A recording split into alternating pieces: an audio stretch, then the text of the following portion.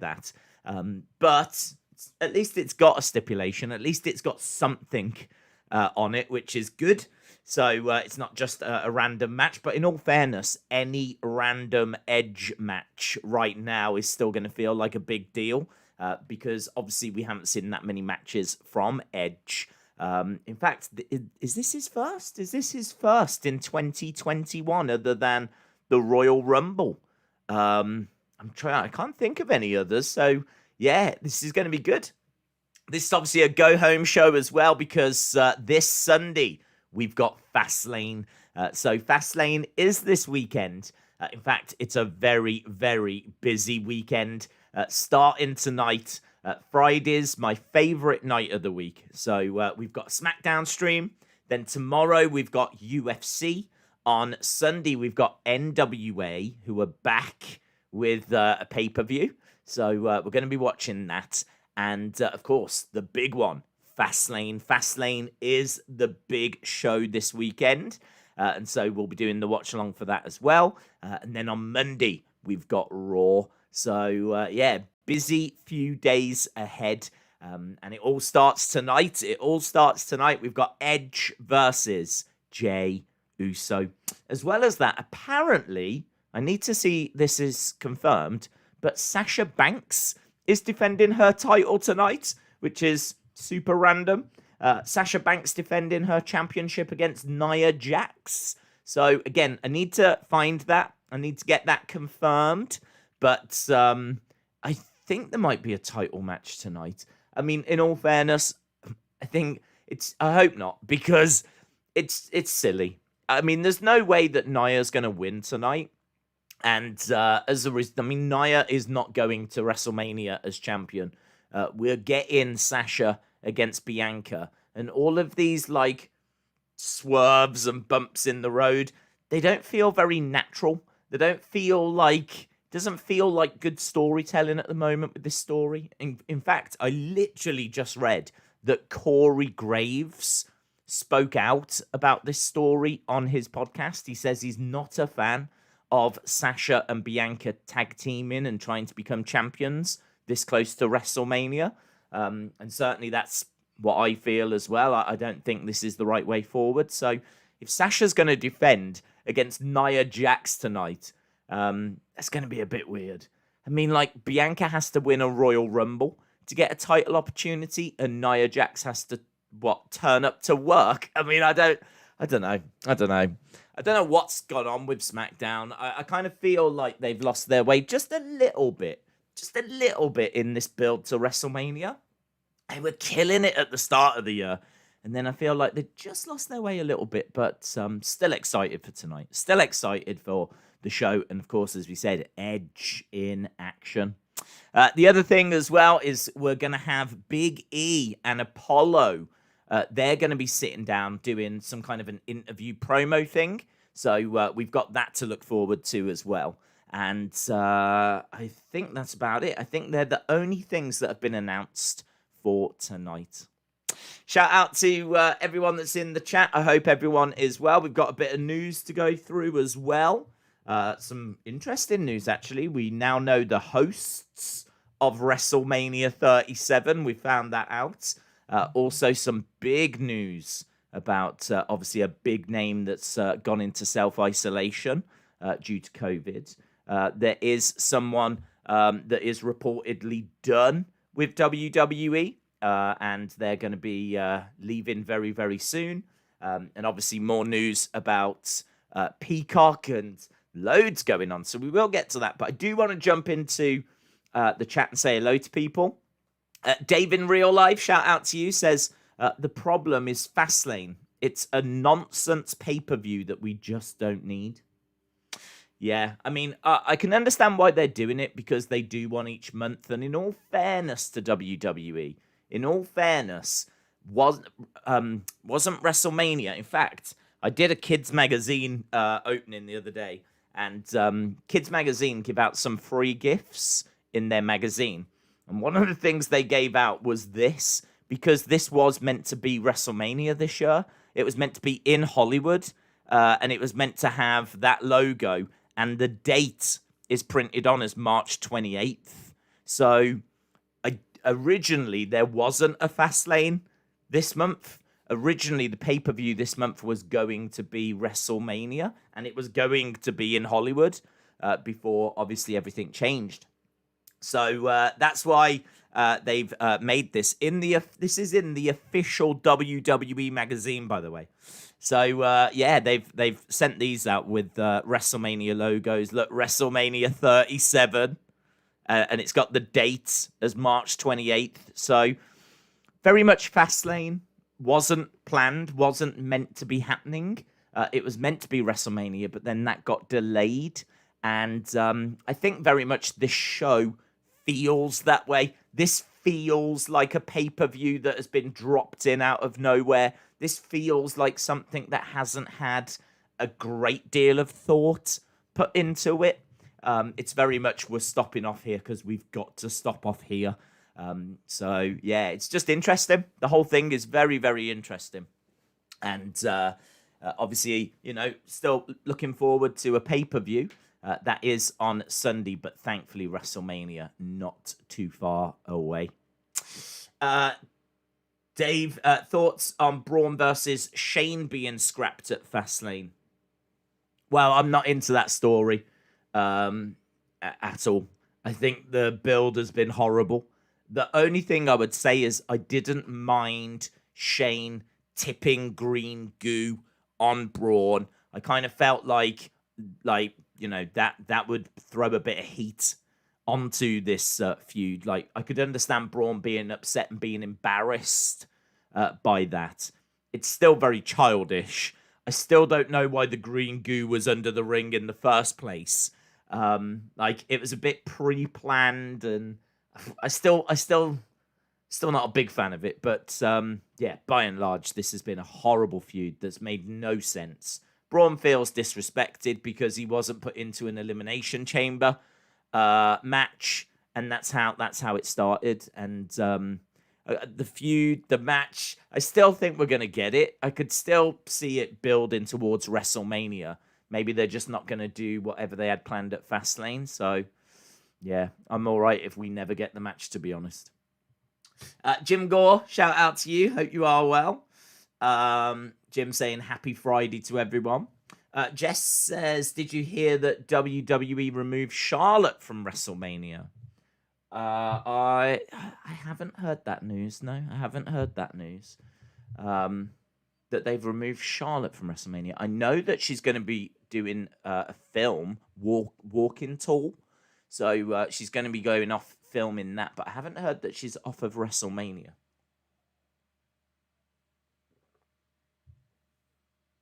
Bonyak, shout out to you. Stay on base, my friend. Stay on base. Austin says, I'm glad they've scrapped that match, to be honest. I wouldn't want to see the match twice. Once at Fastlane and then again at WrestleMania. James Chadwick, shout out to you. Says Days NWA Power on Fight is going to be £4.29 a month. That's cool. I kind of expected that. I pay $4.99, I think, for AEW. So to pay £4 for Power, I'm more than happy to do that. Obviously, we were spoiled when it was free on YouTube. And it's a shame that obviously it couldn't stay that way, but I fully appreciate they were making no money. I fully appreciate that they were, they were trying to build. The NWA really relied on their pay-per-view buys to generate income and generate money. So I appreciate that now they're having to kind of relaunch, restart. The roster's a little bit depleted. I can understand that, that's not sustainable anymore. So, it is what it is. But, yeah, I'm very interested in watching Power. I love what NWA do. Derek says, do you think the Riot Squad should win the tag titles at Mania? Do I think the Riot Squad should win the tag titles at Mania? Maybe. The only thing I would say is that I understand that they're a proper tag team, and I think a proper tag team, women's tag team, should win the belts. but they haven't been booked brilliant. Their most recent story has been them losing matches thanks to Billy Kay. So and then they disappeared. That just stopped. Like, I haven't even seen them for a few weeks now. So it's like it's hard to sit here and say yes, they should win, because they haven't really shown any reason why they should win. But they are a proper tag team. I would rather they win than, say, Naomi and Lana. I'd like a proper team to win it, and honestly, I think they're probably the only proper team I can think of. Although, saying that, Natalya and Tamina seem to be teaming now, so if they're going to get a tag team name and they're going to be together for a while, then there could be an argument for them also. But I think the women's tag division is just awful. I think the women's tag division is in a real mess. So it's hard to get excited about any of the women's tag teams. Hopefully that's what NXT can fix. Hopefully NXT, with its own version of the women's tag titles now, can help really produce some great female tag teams. Although, saying that, Vince will probably still split them up and change their names and everything. So, Austin, did you see that Hogan and Titus are hosting Mania this year? Edward, shout out to you. I have actually got that written down for us to talk about. So, great timing that Hogan and Titus are hosting.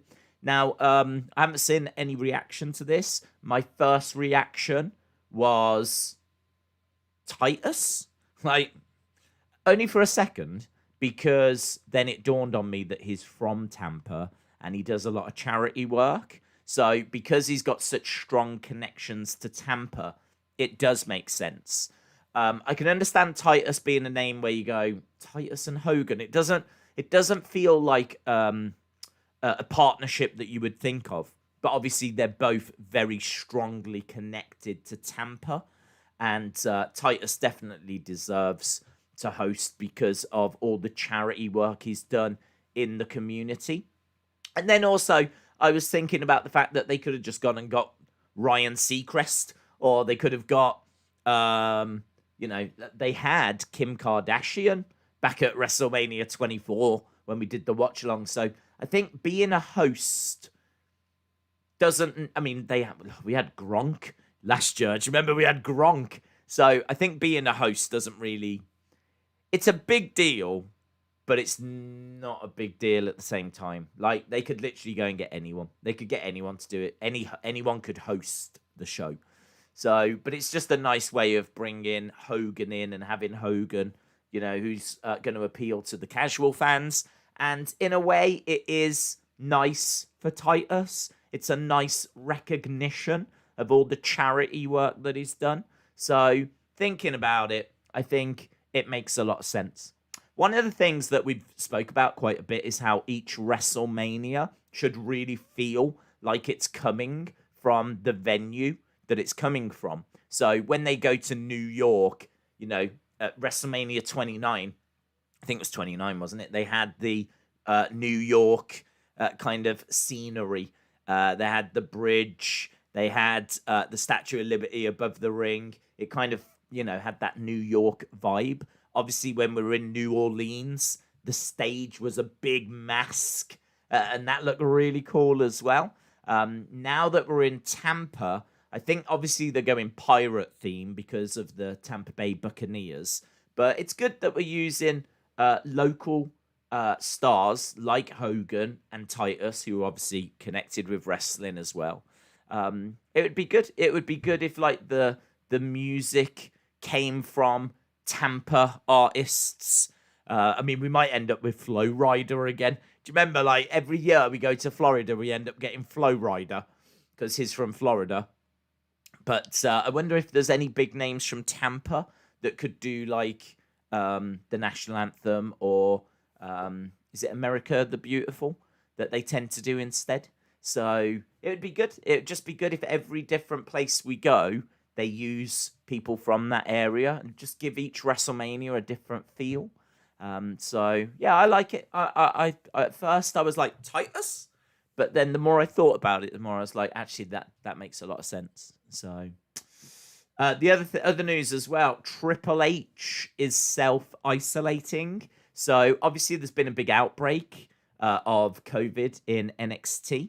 And the big news coming out is that it's Triple H that's self-isolating. Now, he is a massive name, of course. I don't know that we've heard of anyone of that level self-isolating. We've never heard about Vince self-isolating or Steph or anyone like that. But yeah, Triple H is having to self-isolate. Don't know that means that he's tested positive or anything like this. It might just be a precaution. It could be that the outbreak is, so big that he potentially has been exposed to the coronavirus. But yeah, big news that Triple H is self-isolating.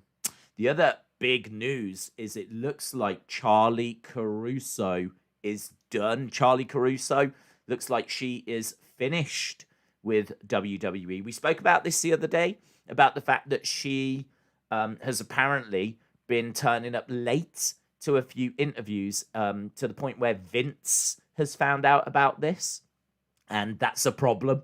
So yeah, apparently she's done. She hasn't been seen since the end of February. Not like, it sounds like she's been murdered.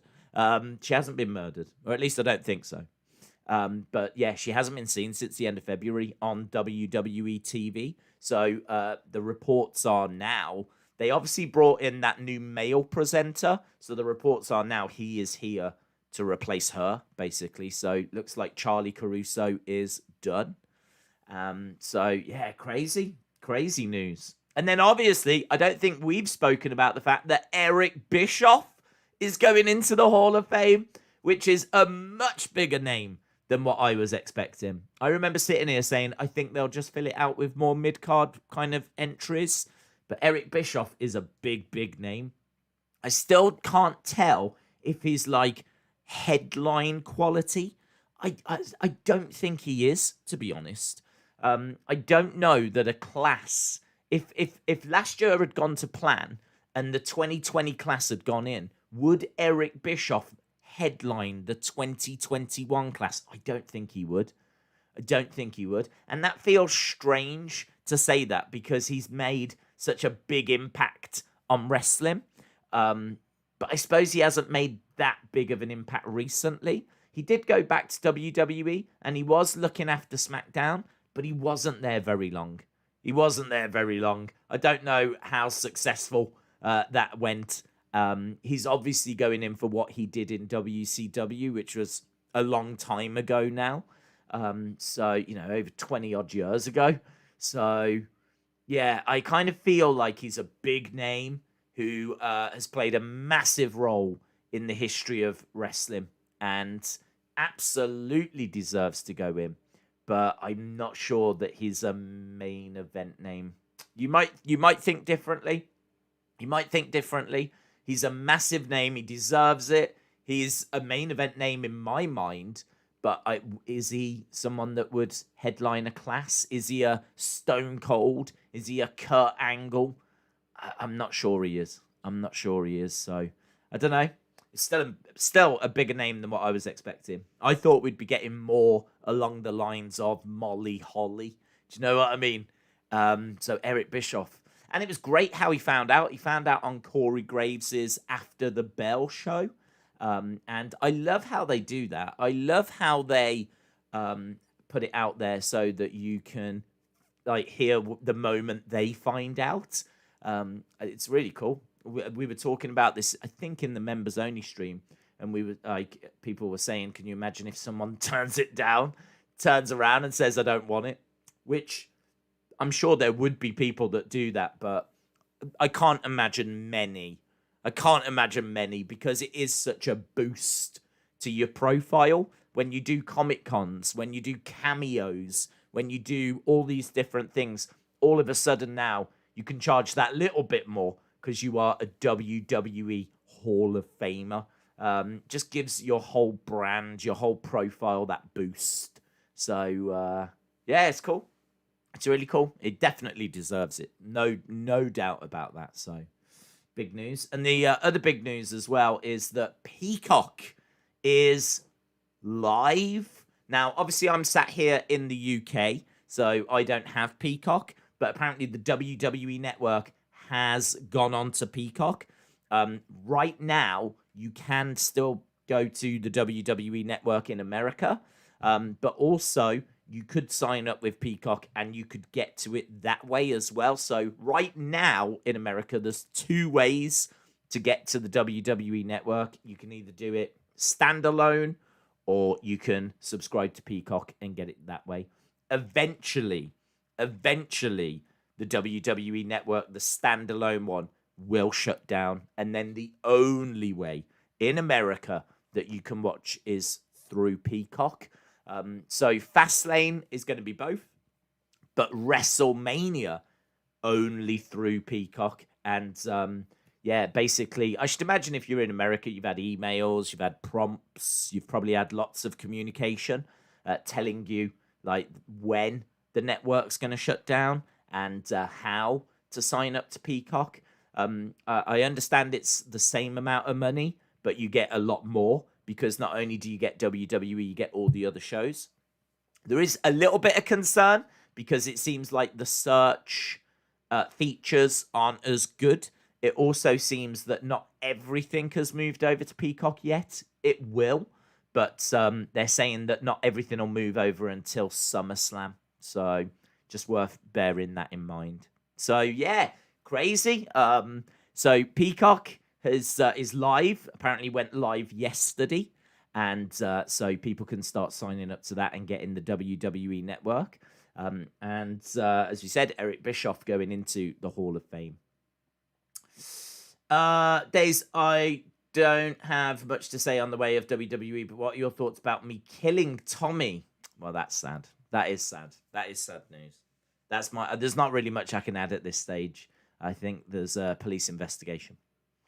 Hayden says, I still use the WWE Networks. Peacock is not available outside of the US. No, you are right. You are right. I'm obviously still using the network as well. I mean, I think eventually I could see like Peacock rolling out around the world. I don't know why they wouldn't. And, you know, I think this deal, is it for like 5 years? 10 years? I don't know if it's 5 or 10 years. So you would imagine within the next 5-10 years, Peacock will probably roll out around the world. And as a result, we might end up all watching through Peacock. So hopefully this works. Miss Clown One, shout out to you. Dave said, I tried to watch wrestling through Peacock, but it wasn't happy and it wouldn't stay still. Basti says, Days Andrade got released. I can't say I've seen that report. That's big news if so. I know he asked for it and it got declined. So, yeah, I can't say that I've seen that news. But, I don't know. Is that breaking, Basti? Please respond. Ryan said, Days, is there UFC tomorrow? There is. Card looks all right. Doesn't look like the greatest card that I've seen. Just being honest. I think we've had better cards. But the main event tomorrow looks very good. Brunson versus Holland. Holland won 5 times in 2020. I think it's the joint record for most wins in a year. I think 5 is the absolute most that anyone has ever achieved in the newer version of UFC. Obviously, the old UFC, there was a lot of tournaments and whatever, but yeah, I still think that might even have been the all-time record anyway. So, yeah, Kevin Holland, absolutely incredible, taking on a real challenge. I mean, he faced a real challenge last time in Jacare, but this time taking on Brunson, and Brunson's the real deal, man. Brunson's been in there with Adesanya. He's been in there with Anderson Silva. I mean, he has fought big names. And so this is going to be such a test for Holland. It's a really interesting fight and could mean a lot in the middleweight division. So this is like, I want to say, this is off the top of my head, I think it's like number 7 versus number 11. So the winner, you would have to think, would be knocking on that top 5. And with Adesanya already having faced Costa already having faced Whitaker, already having faced, a lot of the names up there. Like, I wouldn't think either of these are that far away from a title shot. I'm not going to say they win this and they get a title shot. I think they'll need to win a couple more, but the winner will be well on their way. Whoever wins tomorrow is, very much going to be in Adesanya's sights. So, interesting. Interesting main event tomorrow. The rest of the card looks all right. It'll be fun. But it's all about... Just touching on UFC for a second, it's all about the news that broke today, or earlier today. Khabib is done. Obviously, that is massive news. He announced his retirement anyway, and the way he did it was brilliant. Out the blue, no one expected it. He took off the gloves, put them in the middle, and that was it, and walked away. It was very Undertaker WrestleMania 33-esque, with him taking his hat and his jacket off. The way Khabib did it was brilliant, and he's stuck with it. Yep, he's walking away. It's been confirmed by Dana that he is going to walk away. So now Chandler versus Oliveira is going to be for the vacant lightweight championship. So that has been confirmed for UFC 262. So I got to tell you, the pay-per-views this year are absolutely monstrous. Like, the pay-per-views they're knocking out. I mean, 260 has got, like, Stipe versus Ngannou. We've got Shevchenko against Andrade. We've got Zhang Weili taking on Thug Rose. We've got Usman against Masvidal 2. We've got Oliveira and Chandler fighting for the vacant lightweight title. We've got Yarn and Sterling 2 coming up. We've got Dustin Poirier taking on Conor again for their trilogy fight. They're one each. So who wins the feud? We've got that coming up. It's stacked. The pay-per-views for UFC are stacked. That company was on fire last year. It's on fire even more now. So very excited about what UFC are doing at the moment. Very excited. Richard K, shout out to you. Fury or Joshua? Wow, we're all over the place, aren't we, at the moment? So we're talking wrestling, we're talking UFC, we're talking boxing. So Fury or Joshua, I really like both guys, to be honest. I really like both guys. I think that Fury is a down-to-earth guy who obviously has overcome mental health issues. And, well, I don't know that he's overcome them, but he's definitely learnt to control his demons and seems to have got himself into such a great place. But I think Anthony Joshua is just classy. Not that Tyson Fury isn't, but Anthony Joshua, I just think is, he's like an Adonis, isn't he? He's like one of the gods, and really looks after himself.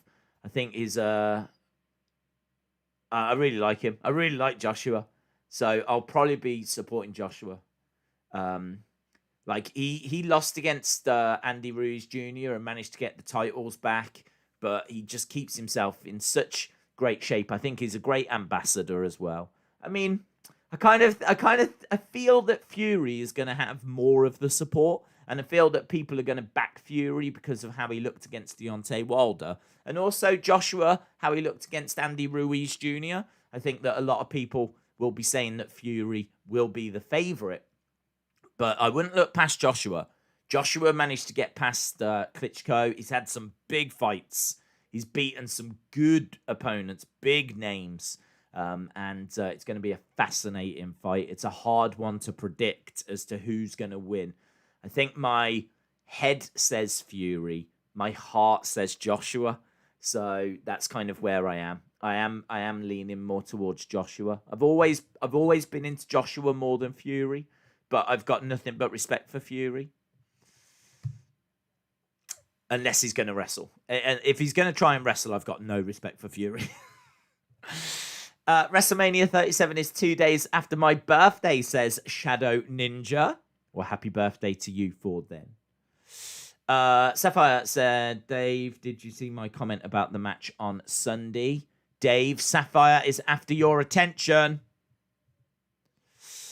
I'm thinking Owens and Zayn could work a good program for WrestleMania since neither have got anything big happening. Yeah, I think you're right. I think that would be good, Curtis. I think there would be a few people that would complain about it, if I'm being honest, because I think that we've seen that feud before, and I think people would probably want them to have moved on to other things by now. And in fairness, they have, but to go back to it might upset a few people, but I would be down for it. I think they work really well together. They've got great chemistry. I think it would be something that it would be a big match for both, I mean, it's a big match for Sami because, Kevin Owens has obviously just been fighting Roman for the title. So if Sami could win that, it would really establish him as, being a big time player. But it's a big fight for Kevin as well, because what else is out there? You're absolutely right. There's nothing really else out there. And Sami has been used on a regular basis on TV. They've got that backstory. They could quickly build something and make something of it. So I wouldn't be against it. I also wouldn't be against if they teamed. Do you know what I mean? I think Kevin Owens and Sami Zayn as a tag team for the rest of 2021 could be fun. I could be down for that. I understand that we'd have to do some pivoting. We'd have to do a little bit of moving. I might switch Sami face again. I think although saying that, Kevin Owens as a heel is always fun. Heel Owens is always fun. But I don't know. The thing with Kevin Owens is we tend to switch him quite a lot. He tends to be like face, heel, face, heel. He's getting a bit of a Big Show kind of switching on a regular basis. So, I don't know. It's difficult. Maybe a match would be the right way forward, but I wouldn't hate seeing them as a tag team. Or maybe you keep one face and you keep one heel, and then you could play on the dynamic. That could be interesting. Keep Kevin Owens as a face, and, he's still friends with Sami, and Sami keeps doing bad stuff, and Kevin's like, why'd you keep doing this? That could be interesting. Keep one face, keep one heel, put them in a tag team. Richard K, shout out to you.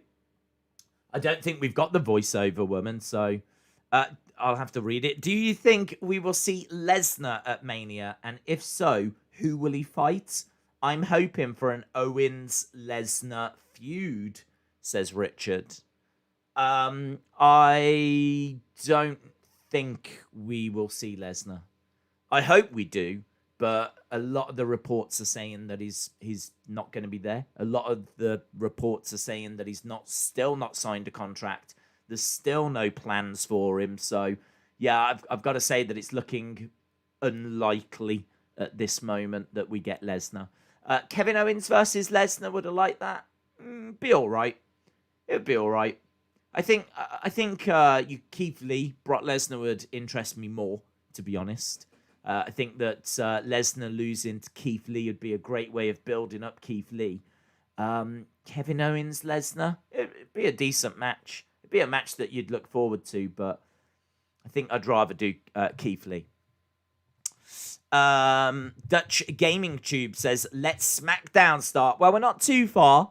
Just over 20 minutes away from SmackDown. So we're not too far away. And as we said, for those that are just joining, we've got Edge versus Jey Uso. Winner will be Special Enforcer in the Roman Reigns Daniel Bryan match this weekend. We've also got Sasha Banks defending her championship against Nia Jax. I do need to see that confirmed, but I'm pretty sure that's happening. And also Big E and Apollo are being interviewed. Gaming in Real Time says, have times changed an hour early? The times have changed in America. So, the times changed in America. They changed earlier this week. So all week we've been starting an hour earlier for the rest of the world. But actually it's the same time in America. So it's a bit strange. The time hasn't changed for Americans because they've changed their clocks, but it's changed for everyone else. So, it is earlier. Days, what was your favorite feud of 2020? this feud could also still be going on. Favorite feud of 2020? Maybe Edge Orton. I thought the promos were brilliant. Jennifer Palmer, shout out to you. Hope you are well, my friend. Avilia versus Stolyarenko is cancelled. Stolyarenko collapsed twice during her weigh-in today. It was very scary to see, and stretched out by paramedic. Wow, I didn't see that. Shout out to you, Jennifer. Obviously, we when it comes to the members game, we always delay it because of the fact that there's been a lot of cancelled fights for the UFC. So, yeah, I always delay putting that up, but I didn't see that was cancelled. Although, saying that, I did see that you'd sent me a DM and that something had been cancelled, but I didn't get a chance to read it. So how many matches have we got for tomorrow? Is it 11? 1, 2, 3, 4, 5, 6, 7, 8, 9, 10, 11, yeah. So we had 12, and it looks like that's annoying because that fight I've probably got more notes on than any other fight. So I've still got to do more research, but wow, that's the way it goes, isn't it? So we are down to 11 fights for tomorrow. And obviously I think we've only got about 5 or 6 matches for Fastlane. I don't think Fastlane's got all that many matches at the moment. So yeah, I'm sure we'll get some more added tonight. But as we said, big weekend. Do you think The Fiend will return on Sunday or not? Because I think Bray will, but The Fiend will return at Mania, if that makes sense, says Shadow Ninja. That makes sense. I could see it being Mania that you see The Fiend. I mean, they could bring him back before and you see him and his matches at Mania. I mean, that will still obviously be a big deal. But equally, it could be that they bring back Bray and then, yeah, Mania, they bring back The Fiend. So, yeah, could be that way. Austin says, Days Simpanold has said that Nia should get a title match from Sasha last week, and they announced it on the show. Okay, she would be getting a title shot against Sasha tonight. Right. Wow, I forgot that they did that they announced it on the show. I just had it in my notes that it was happening. So, yeah. Did we moan about this last week then? I hope we did. I hope we moaned about this on last week's stream, that Nia's getting a title opportunity. Because it is silly. It's just silly. The build to this should be so much better. Omeron says, I can't wait to see the stage for WrestleMania. Edward said, Days, I heard that The Rock is going to make a comeback to feud with Roman for the head of the table. Yeah, we were hoping for that this year, but obviously wasn't to be. So now we look at WrestleMania 38, and obviously our hopes are that it will take place there. But apparently the rumors are The Rock is interested in doing it. I don't think his schedule can allow it because obviously, you know, him filming and everything. So, but I think if The Rock was going to come back and do it, then or like come back and do a match, I think this would be the match he would come back for. So, Going Ghost, shout out to you. What's up, Days? Hope you are well. Let's hope tonight is not like other go-home shows. Sometimes they are a little bit of a letdown. Yeah, I know. Yeah, and this one, I suppose, in a way, is a bit of a concern because it's a go-home show for a pay-per-view that we weren't meant to be getting anyway, and does feel a little bit in the way. Like this feels like an unnecessary turning on the road to WrestleMania. It's kind of like we can see WrestleMania ahead of us, and it looks cool. It looks like it's going to be a good WrestleMania. There's fans, and it's in a stadium. And the card looks good, and it's like, we can see it, and it's getting exciting. But for some reason, we're going this way. We're popping off down there for a moment, and we're going off to Fastlane. Do you know what? We are definitely not in the Fastlane. We are definitely not in the Fastlane. They should have called this Lay-By Calf. That's what Roadside Calf. That's what they should have called this pay-per-view. This isn't the Fastlane that we're in. We've popped into the Roadside Calf. But we can see WrestleMania still, so it is getting closer. Hayden Garrett, shout out to you, buddy. Says, Days, how are you, my friends? I'm good, thank you. Yeah, I haven't really done a great deal. I was doing UFC research, and obviously this morning the news broke about Khabib and retiring and the lightweight championship match. So, I was reading up about all of that. So, I mean, my time just gets taken up reading reports on WWE, reading reports on UFC. The amount of time that takes is madness. So, yeah, just general stuff, to be honest. Anna Dawes, shout out to you. Hope you are well, my friend. I hope you are well. How is your back? Please respond. Anna, for those that don't know, injured by potatoes. James Chadwick said, Days, the UFC prelims start at 10 p.m. tomorrow. That's obviously for us here in the UK. Shout out to you, bud. So we'll start just a touch before.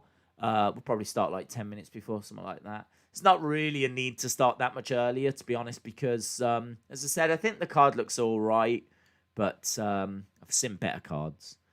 I'm not down on the card or anything. I still think it's going to be fun, and there's still some interesting matches, still some interesting fights and interesting fighters, but I don't know, man. I'm getting so distracted by UFC 260 and all these amazing announcements that it's like tomorrow just kind of feels a bit like UFC's Fastlane. Do you know what I mean? It's like, okay, yeah, we've got this show tomorrow, but it's all about UFC 260. It's all about 262 and Khabib retiring and all that kind of stuff. So, yeah, a good weekend to have a WWE pay-per-view. Let's put it that way. Right, let's go down. Chalmers, shout out to you. Harley, shout out to you. Hope you are well. Says, Days, Nia pinned Sasha at the Chamber, remember? I don't remember, to be honest. I don't remember. Anna, had she pinned her at the Chamber? What did she do at the Chamber? I can't remember at all. She wasn't inside the Chamber match, was she? Was she in a tag match? Do you know, I can't remember. I can't remember what she did at Elimination Chamber. Okay, hang on. Where's Anna? Anna says, I am good. I can finally go back to work on Monday. Or, well, is that good? I don't know. Awesome. I don't know. I'm pleased you can go back to work. Just don't go anywhere near the potatoes. James Chadwick says, Sunday is going to be a wrestling overload. Austin said it was for the tag titles. It was Nia and Shayna versus Banks and Belair. Oh my God, am I caught in some kind of a time warp? What's going on? Why are we getting the match again? So Nia pins Sasha, and the result is they get a rematch for the tag titles. The build has been awful. It's just been awful. Honestly, this is such an important match. This is the arrival of Bianca Belair, and again, I know it shouldn't be about race, but to see two strong, powerful black women competing for one of the top titles.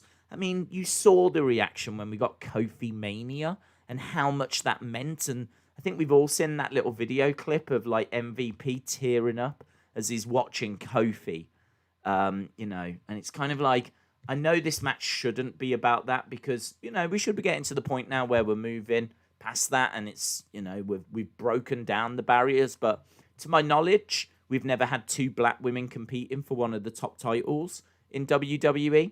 To my knowledge. I could be wrong. We might have had like Naomi versus Sasha or something. Genuinely, I'm not sure.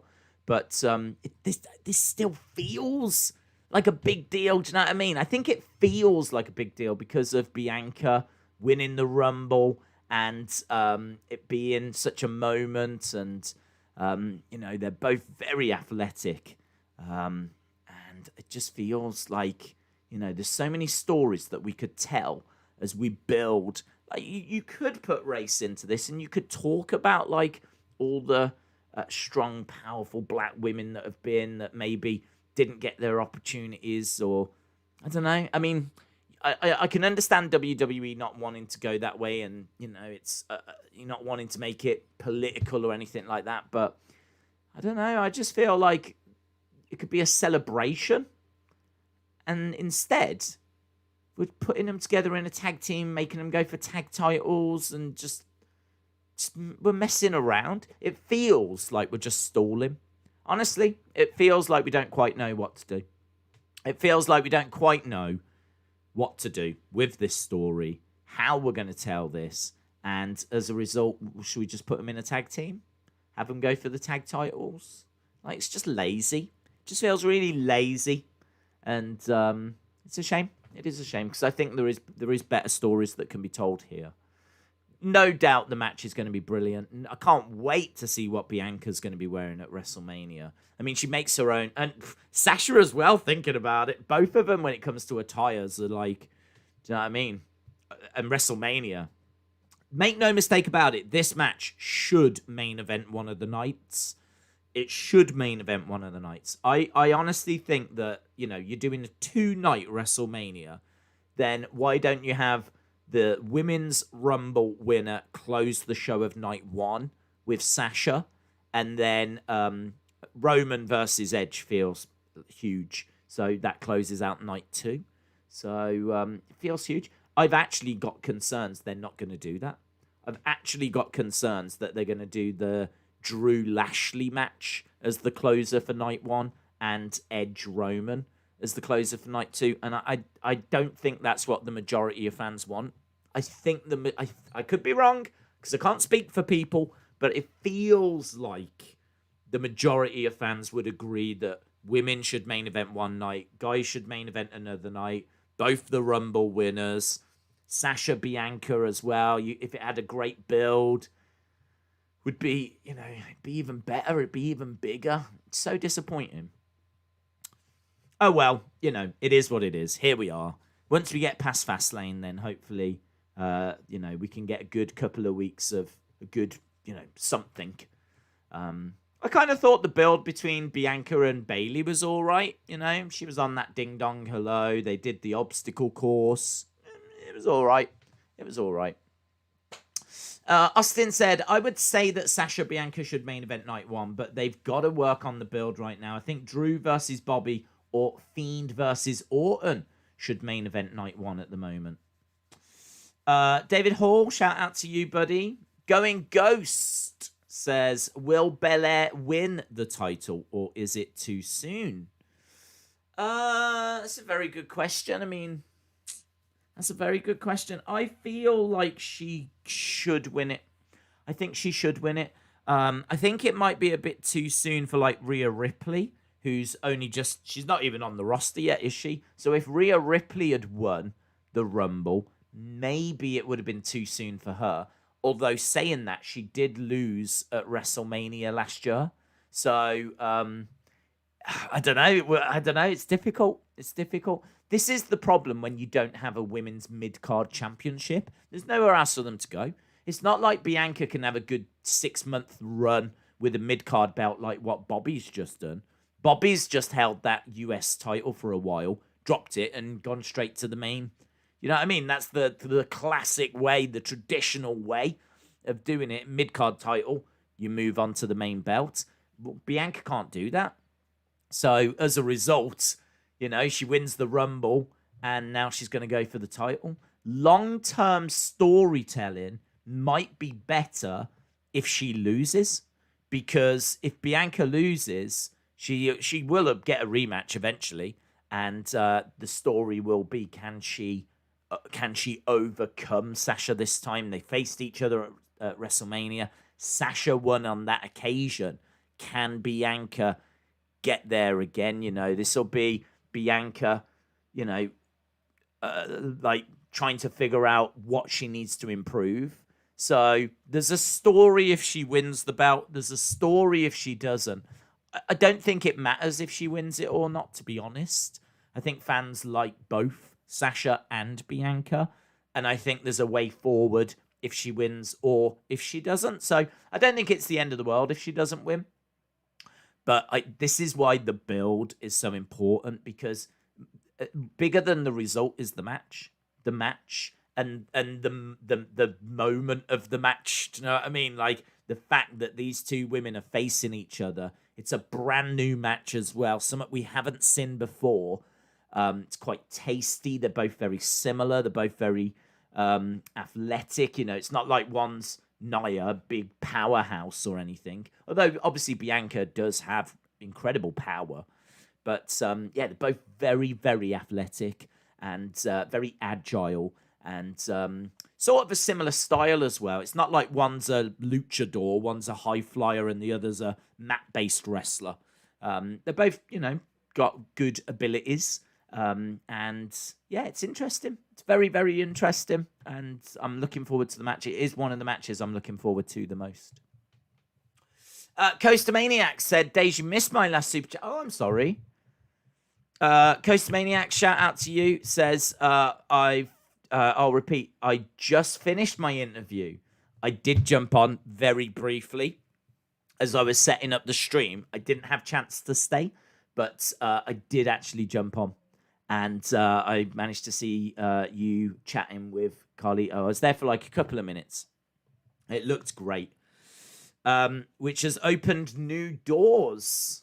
Thanks to him, my next guest will be the masterpiece, Chris Masters. Wow. You'll have to ask him about what he feels about the Master Lock being brought back, the half Nelson, the Hurt Lock.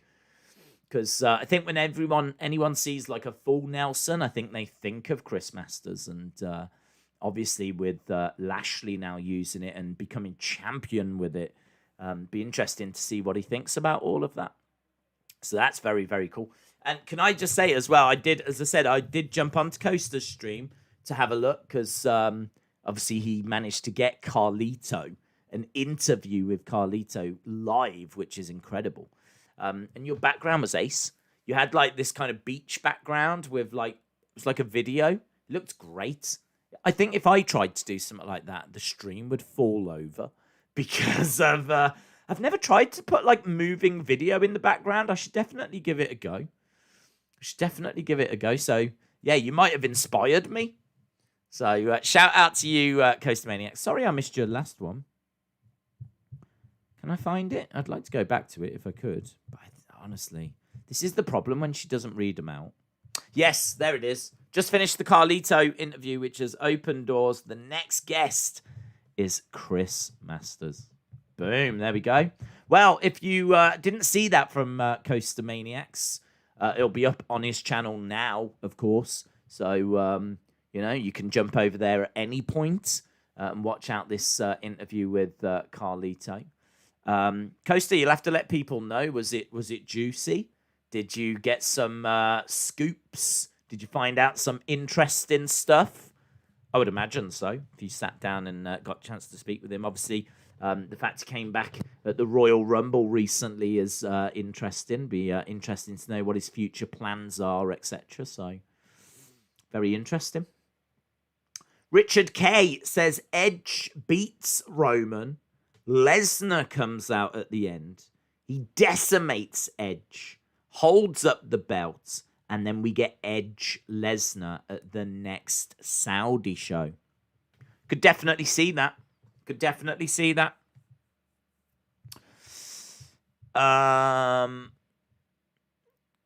Coaster says Carlito likes Lashley. Days, was Jacqueline versus Jazz for the women's title? When? What are you talking about? Ever? How long? It's 4 minutes to go. Liam said, Days, if you could instantly transform your facial hair into any wrestler's beard, who would you choose? That's a great question, Liam. If I could change my beard into anyone's beard, probably Jim the Anvil Neidhart. I would imagine.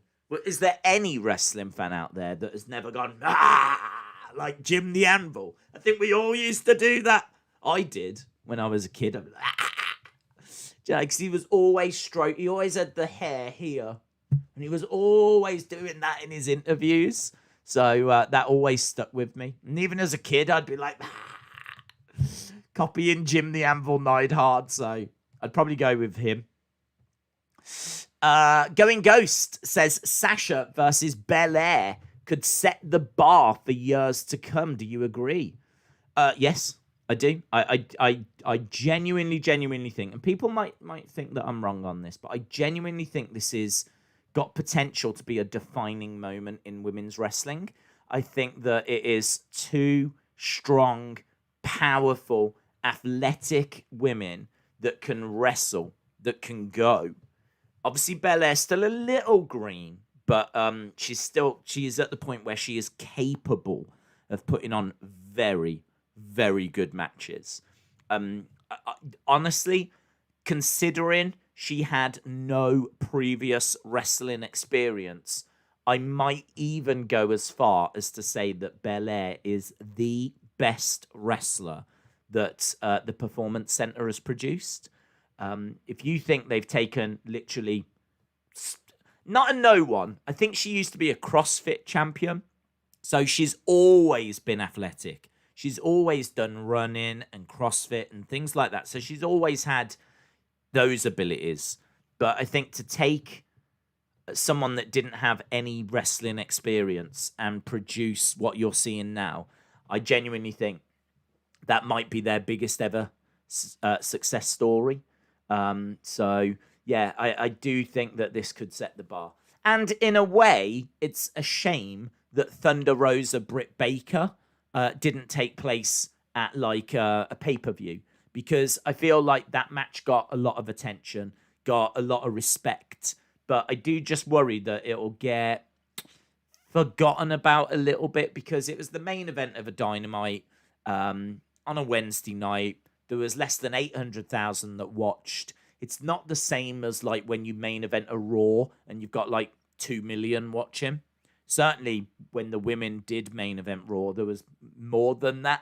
It's gone down to about 1.8, 1.9 now. But yeah, when the women were main eventing, you know, it was a little bit higher than that. But yeah, AEW just put on a great main event, an incredible main event, a main event that could, you know, shape women's wrestling and change things. You know, I mean, we saw blood, barbed wire. We saw weapons being used like ladders and stuff like this, and it was an incredible match. It's just a shame that didn't happen at, like, say, All In or something. Right, anyway, that alarm sound means that we are going to SmackDown. We are beginning. And it is time for this week's show.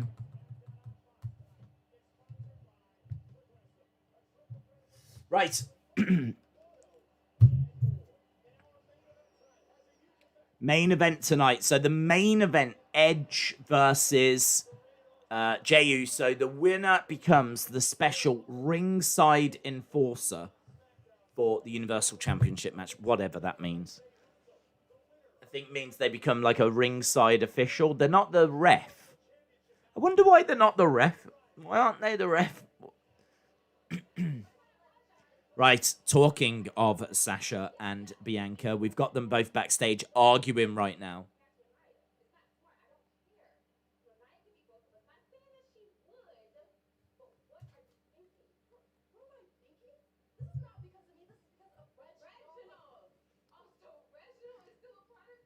So, I like the dialogue between these two.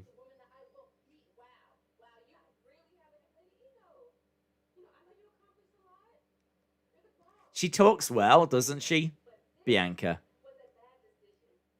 Considering she's only just been called up. Well, like, less than a year ago. In fairness, Bianca got called up less than a year ago. She's had no house shows. No house shows. This isn't stuff that they can work on, but I think the way that she talks to Sasha, I think shows like the respect they have for each other. I think you can really tell they've got a really good relationship backstage. because she talks so well. Her promos, like it's legit. You feel like you are watching like proper conversations between the two of them. She's just having a go at Sasha there, saying, "What were you thinking accepting this match?" And Simpinald got mentioned, and obviously Bianca not a big fan of Simpinald.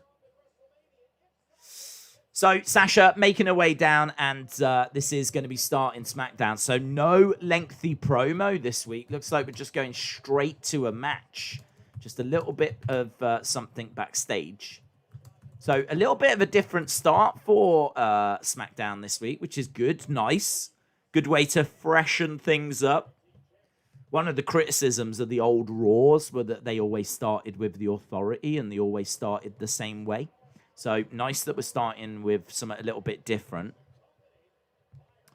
Harley, shout out to you, says, Days, fun fact, Asuka is undefeated at TLC. She is 4-0.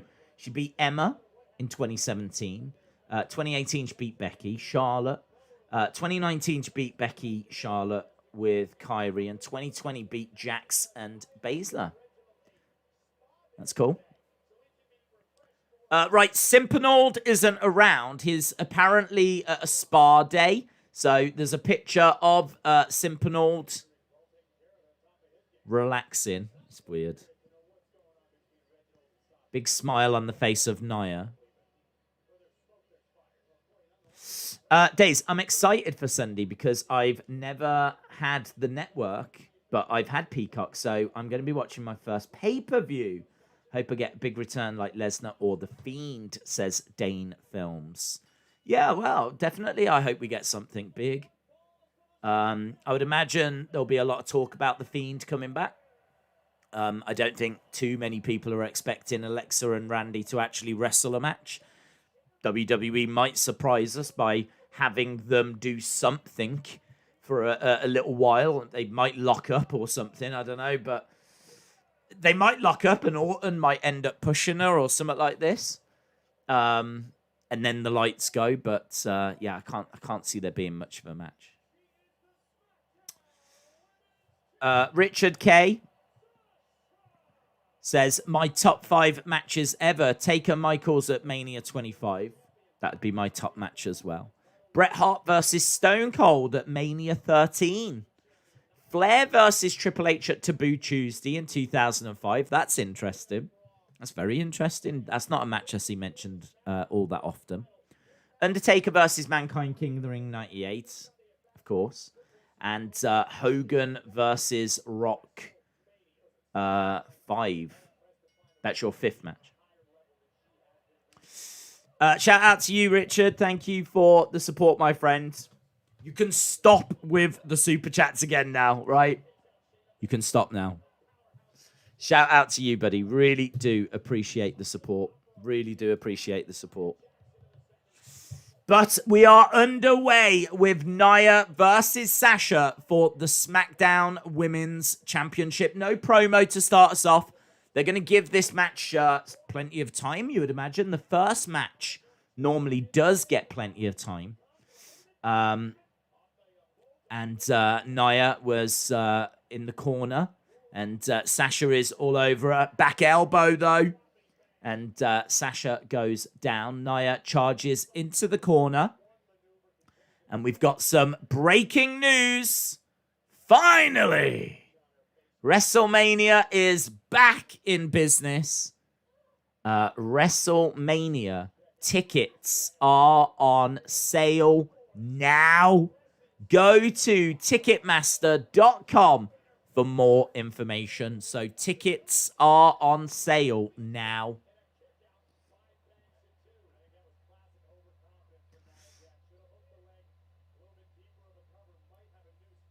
Right, Nia picks up Sasha, slams her down. Against the ropes goes Nia. Elbow drop by Nia. Looking for a cover. Shoulder up by Sasha. Shadow Ninja said, who do you want to win the WWE Championship and who do you think will win? I have tried to type this 4 times. I want Lashley to retain personally. Yeah, same. Same. I like Drew. Nothing against Drew. I do like Drew. But I think Lashley he deserves this. And for it to just be a small run, for him to just drop it back to Drew, I think would be a shame. So I like what they're doing with him. I like the rebrand. Right, Bianca's coming down looking like Aladdin. So Bianca making her way down to the ring.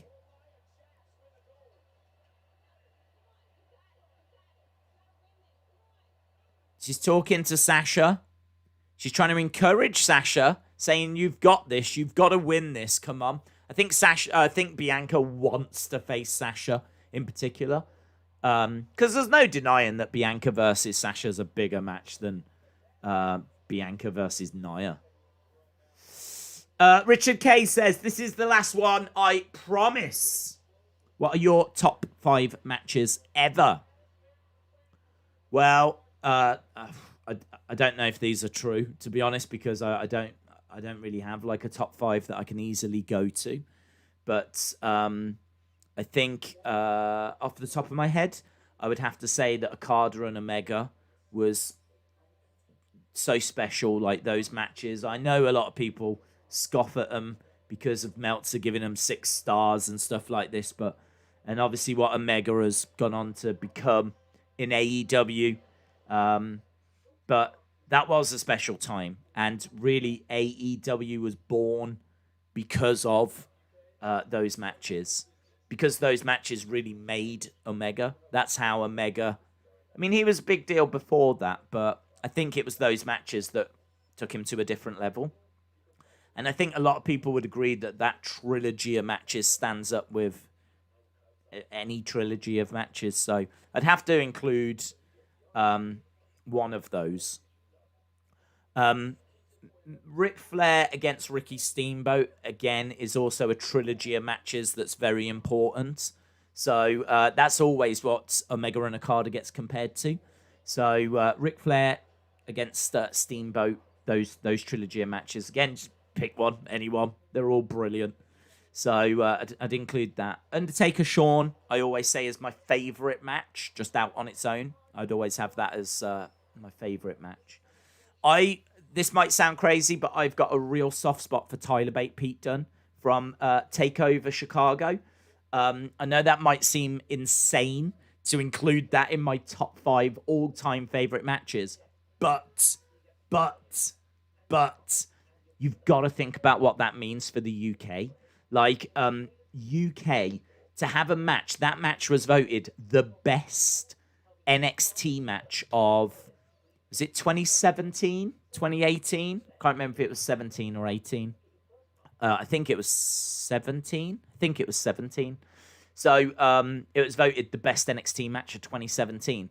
2 British guys at TakeOver putting on one of the best matches of the year. It got voted the best NXT match of the year. And normally, if you're the best NXT match of the year, you're the best WWE match of the year.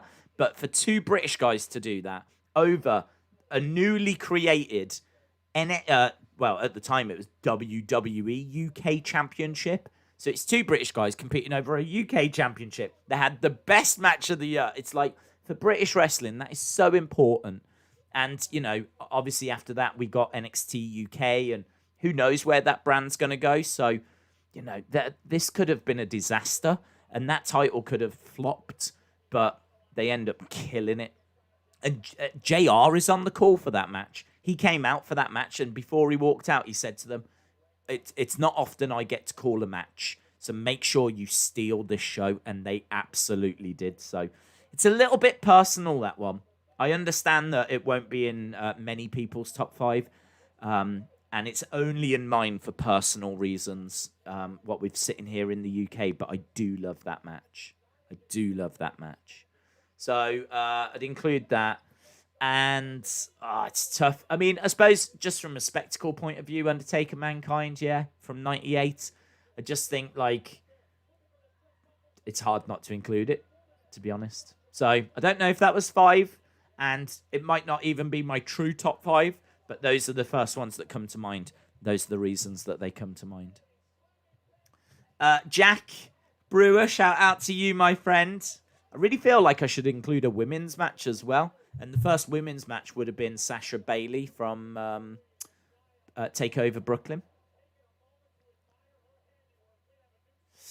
I like this move from Nia. She just swung Sasha and smashed her face into the turnbuckle. Sasha was upside down. She was upside down and like a pendulum. She swung her into this turnbuckle. So, as we said, they're giving this first match some time, which is good. You like to see it. It's good to see. We got Bianca at ringside trying to cheer on Sasha. And Sasha kicking away. We got a stretch muffler by Nia. She loves this move. And she does it really well. And it would hurt. Sasha rolling over. Trying to... Nia crashes down. Double knees by Sasha. Going for the cover on Nia. Nia kicks out. So we're well underway with Sasha versus Nia. Austin says, I think my favorite women's match is Asuka versus Ember Moon 2. Epic, like in James 2121, says, her hole! Sasha gets thrown out of the ring. I wonder if she did think about saying it. Nice kick there by Sasha.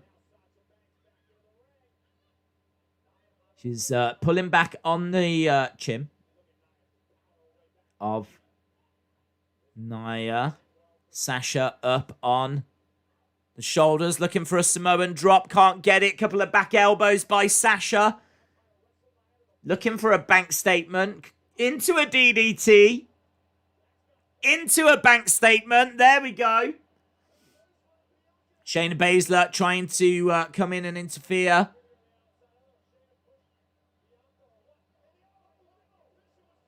Yeah, the official was distracted, and Shayna has accidentally kicked Nia. So Shayna kicks Nia, and now Sasha going for the cover. And there we go. Sasha wins. Sasha wins because Shayna jumped in and accidentally kicked Nia. So there we go. Sasha celebrating.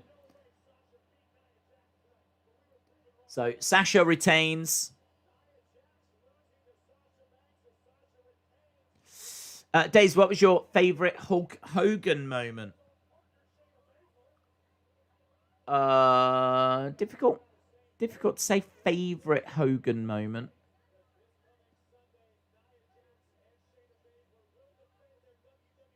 Probably him and Andre. I think it's too iconic to not mention.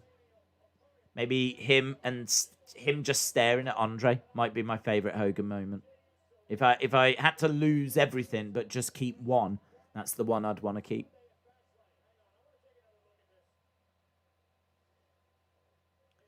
So we're just seeing a replay of...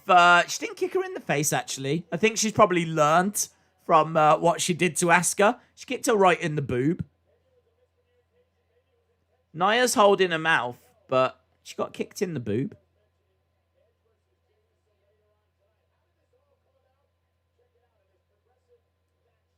Why is Sasha happy for Bianca to be standing by her side? Sasha's the kind of person that wants the spotlight all on her. So why is she happy standing on the entrance stage with Bianca in her spotlight? It just doesn't make sense. This build is horrible. Who would win out of Andre or Big Show? I mean... it'd come down to the booking, wouldn't it? I mean, obviously the easy answer would be Andre because he was booked better. But honestly, in real life, I have no idea. Because Big Show never got the respect that he deserved. And he could have been booked a million times better than he was. We're just seeing a recap of last week where Daniel was irritating Roman.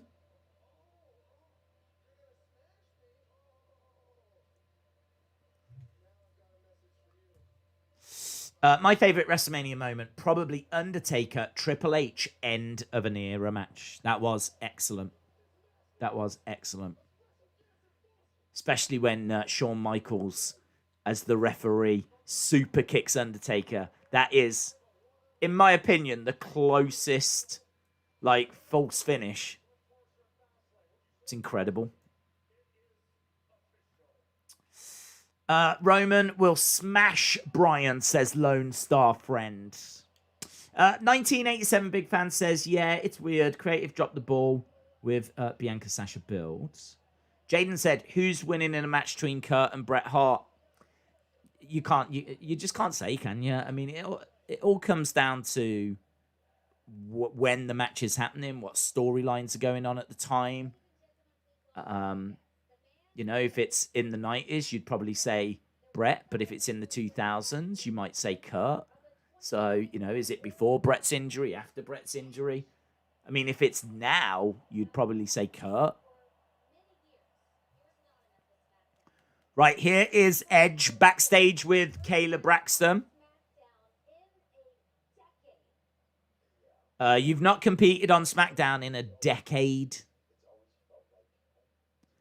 Edge says, yes, but this has always felt like home.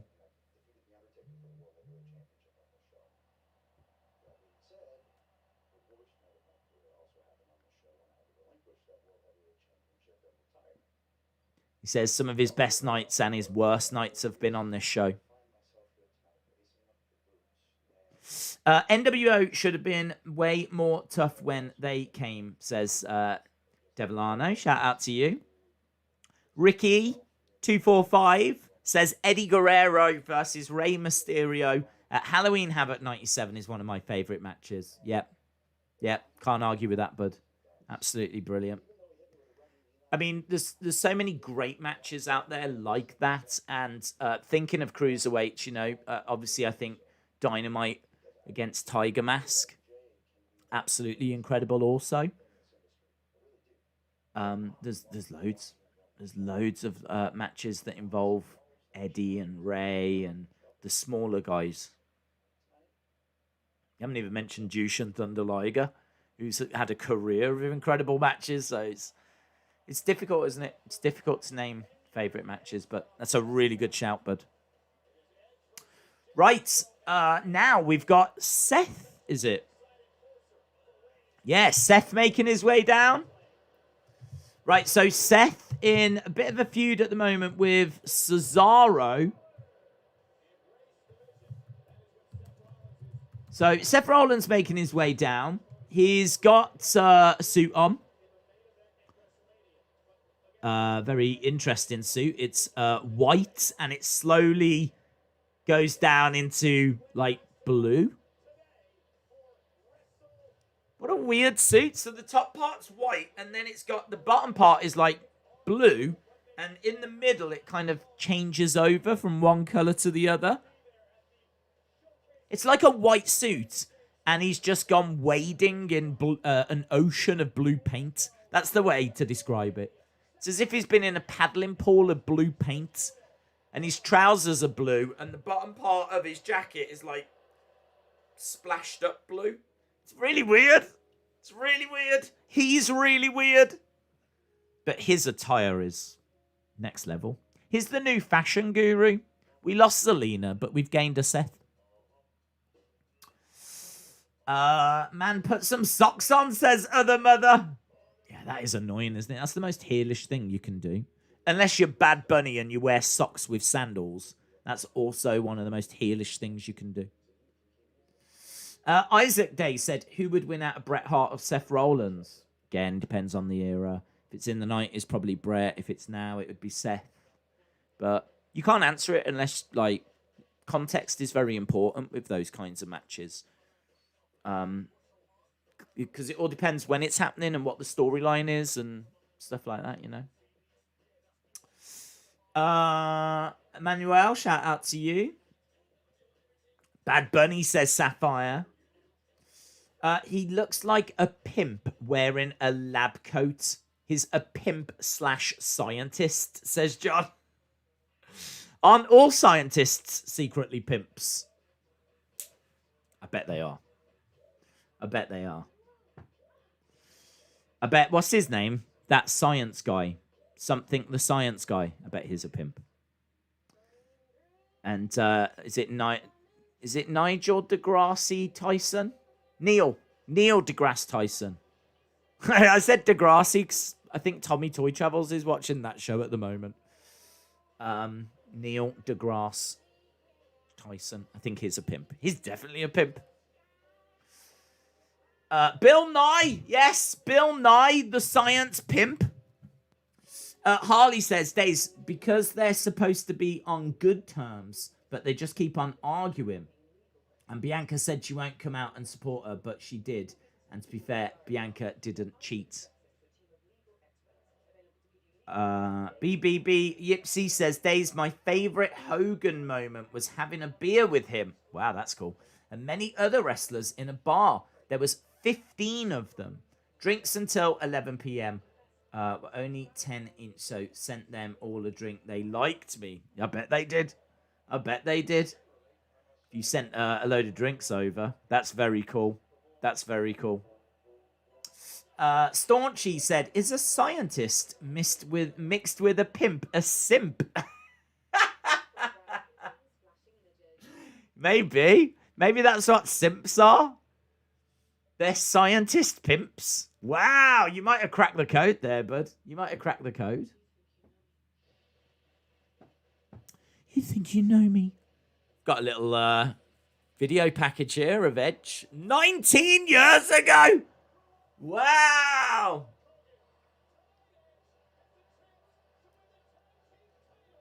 Look at was it 19 years ago, Hogan and Edge? What the flip? Edge and Hogan teamed nearly 20 years ago.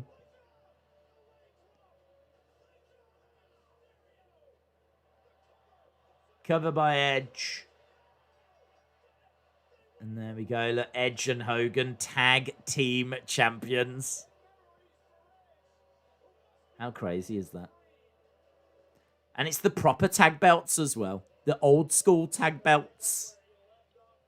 Well, tonight is taking on Jey Uso, so a little bit different. So nearly 20 years ago, history was made. Hogan and Edge winning the tag titles. Tonight he faces Jey Uso. Ah, the good old days. Yeah, WrestleMania tickets on sale now.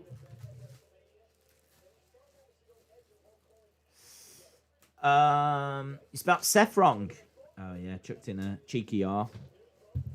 It's a silent R. So, here we go. Look, Hogan and Titus are going to be WrestleMania hosts.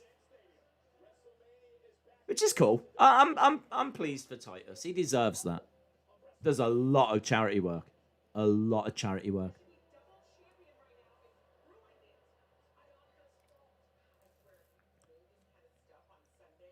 Nia upset with Shayna. If you do this on Sunday, I'm coming for you.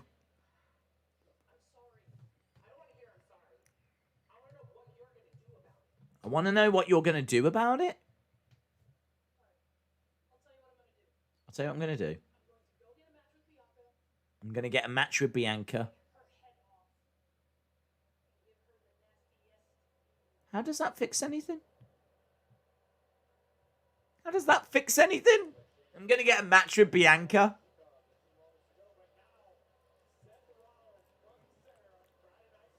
Right, we got Seth. Zion, I'll come back to you, buddy.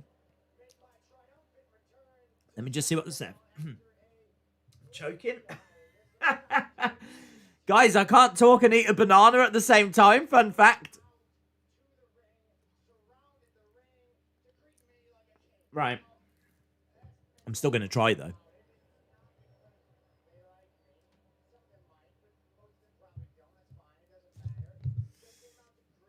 They came out to greet me. He's talking about how people came down to the ring and surrounded the ring when he came back. And they did that out of respect. but they turned their backs.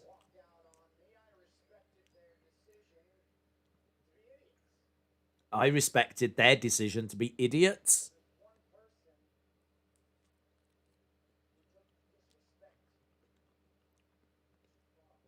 There's one person that took disrespect too far. Cesaro.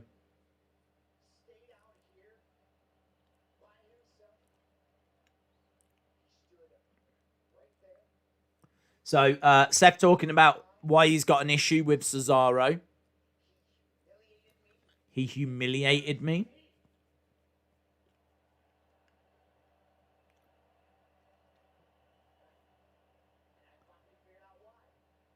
Oh, I figured out why. He's jealous of me. Right. So he says he's worked out why. It's because Cesaro is jealous.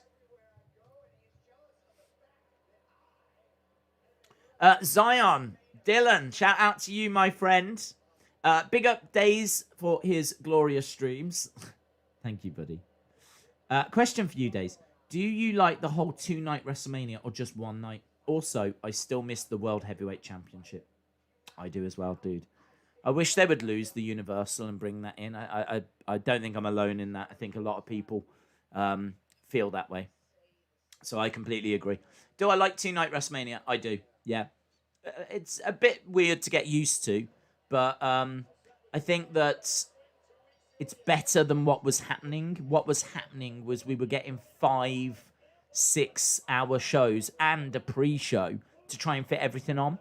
I think 2-night WrestleMania just makes the whole thing even bigger. Like, how do you make WrestleMania bigger than it was? You do it for 2 nights. And I do think they've got the stars to do it. I do think they've got the talent to do it. It's just, have they got the ability to build a 2-night WrestleMania? So there's definitely a few problems with it. But I think I would rather sit down and watch 2 3-hour WrestleManias than I would sit down and try and watch 1 6-hour WrestleMania. It feels easier to watch, to be honest. And you can do some really interesting stuff. You could do like a match on night 1 to qualify for night 2. We've seen that with New Japan. So yeah, I think it's a success. So yeah, good question, Zion. I hope you are well. Seth is making fun of Cesaro. Is looking around for a brass ring.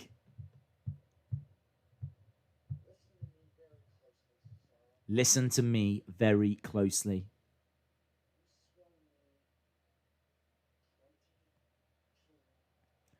You swung me 22 times. I counted. I counted.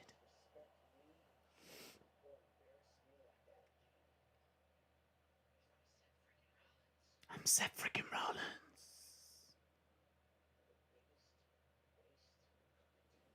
You are the biggest waste of potential in WWE history. Nakamura. Here comes Shinsuke.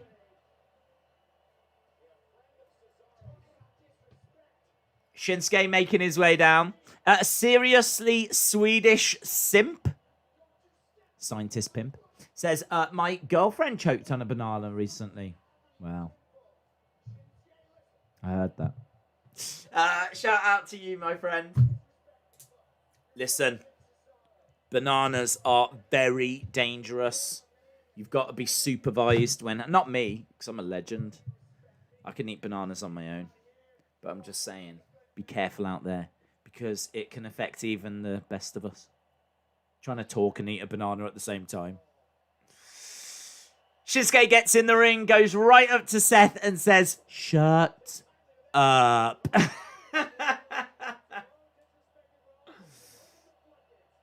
Seth jumps out of the ring.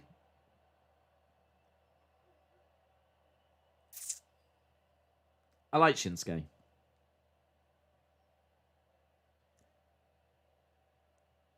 Come on! There we go. Nakamura plants Seth. This is good. Look, a bit of intensity from Shinsuke.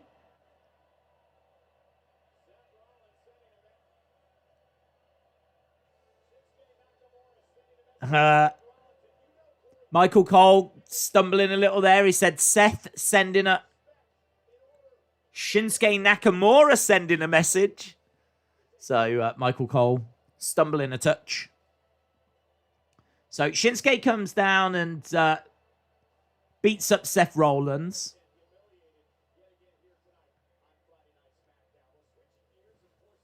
That was all right. It's all right. Yeah, Hall of Fame season. So we had Molly Holly, and this week... There we go. Eric Bischoff goes into the Hall of Fame.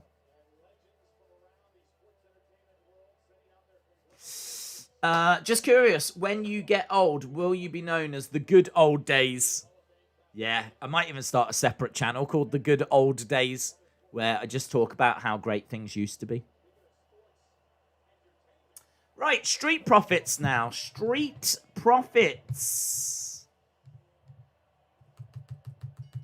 Dun dun dun dun dun dun dun dun dun dun dun dun dun. First guys I met were Bret and Owen, and Kurt was also there. Then one night, both WWF and WCW guys were there. Even saw a legit Haku bar fight. He took out 5 big known tough guys in 30 seconds. Tom Burns says, Days, what do you think of TakeOver being 2 nights? Well, that's a little different because TakeOver only tends to be about 2.5 hours. I mean, watching TakeOver's never a chore. But if they feel that they've got enough to do 2 nights, this is going to be the first one. So we'll have to watch it and see. I think there's no denying that WrestleMania could not continue to be 5-6 hours long. Right? It's just can't. Like, it's too exhausting. So I think that that's right that it goes to 2 nights. And plus also, it allows more people to go. Think about it that way. You know, they can easily sell out a stadium. You know, can they sell it out twice? So I'm all for WrestleMania being 2 nights. TakeOver's different because, as we said, it's never been a chore to sit and watch TakeOver.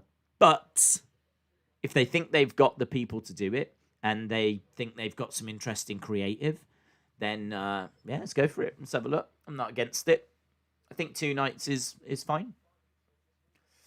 But we'll watch it and see if the talent is there, if they've got a deep enough roster for 2 nights. Fun fact, I was watching some Good Old Days videos, including the one where Days nearly took his eye out with a piece of plastic ring. Do you know, I don't even remember that. I remember setting up a retro thing and looking at this. I'm really pleased that got caught on camera. I set up the retro ring and got this bit out, and I was like, what does this bit do? And for some reason, it just went, flashed right in my face. It turned out it was a light, but it was quite a bright light. I was like, oh my God, I'm blind. It went off in my face. So that's what she said. And I'm really pleased that got caught on video. I can't remember nearly poking my eye out, but I can definitely believe that's so on brand for me. It's so exactly what happens whenever I try to do anything. Zion again. Shout out to you, my friend. Really appreciate the support as always. You don't need to keep firing in super chats, buddy. Zion says, I've always respected you as a human, Days, and as a YouTuber, you've taken things to the next level. Love all the content and always will keep doing your thing. And also, we should have a Days appreciation night. I really appreciate the kind words, dude. I mean, I've said so many times that these streams are more beneficial for me than they are for anyone else, because this channel started because I used to just watch wrestling on my own. So I used to just sit down and watch. Well, actually, I watched it with my girlfriend at the time, and she wasn't that interested. She was into wrestling, like she'd watch it, but she had no interest in talking about it. So that's why the channel started, because I would watch wrestling. And of course, the great thing about wrestling is you do want to talk about it. That's why there's so many YouTube channels about wrestling, because everyone's got an opinion on it, and everyone, has got a certain way that they want things to go, and certain people that they want to see become champion. And do you know what I mean? We've all got like our own WrestleMania dream cards and everything. So talking about wrestling is, one of the joys of being a wrestling fan. I can't imagine there's too many people that watch it and then just move on. I'd imagine most people that watch it talk about it. It's kind of designed that way, isn't it? It's designed to start conversations. So that was the whole point of the channel starting, was so that we could talk about what we were seeing. And it's just brilliant that so many people hang out now and we can have such varied conversations. As we said, we've got people on the spectrum that absolutely love everything WWE does. And then we've got people that join us on that same spectrum that absolutely hate everything that WWE does. So it's really interesting. It's really, really interesting. So, yeah, really appreciate the kind words, buddy. Just really appreciate you joining us. Same as everyone. Okay, we've got Dirty Dogs at ringside. Obviously, the current tag champs. And it looks like we're going to be getting the Street Profits versus the Mysterios, which I actually think is a really good way of using Dominic and Ray. I think putting them together as a tag team makes a lot of sense. I think it's a good way of using these guys. I think you've got Ray as obviously the legend, and he can really work with Dominic, who needs that help. And Dominic, who's got a bright future, he could definitely do stuff in the ring. His physique just isn't brilliant, is it? Like, he could really do with putting on some muscle, because he's bigger, and the people that he's in there with, he's very agile. I mean, he's doing a kip up there, He's going toe-to-toe with Montez Ford. Dolph says that's a C+. Montez showing some respect to Dominic. Kick to the midsection. But yeah, he could really do with hitting the gym.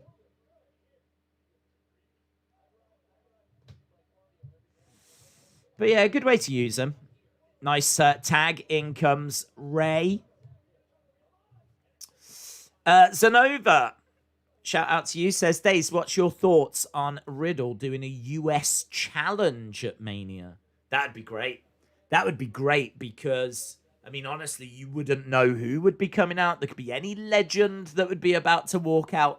Everyone would hope that it would be Goldberg, because it's probably the only match that people want to see Goldberg in, is him against Riddle. So, yeah, a US Open challenge at Mania would be awesome.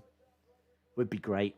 You could even bring someone out like Gilberg. You could bring out Gilberg and everyone's like, "Oh, this isn't what we wanted."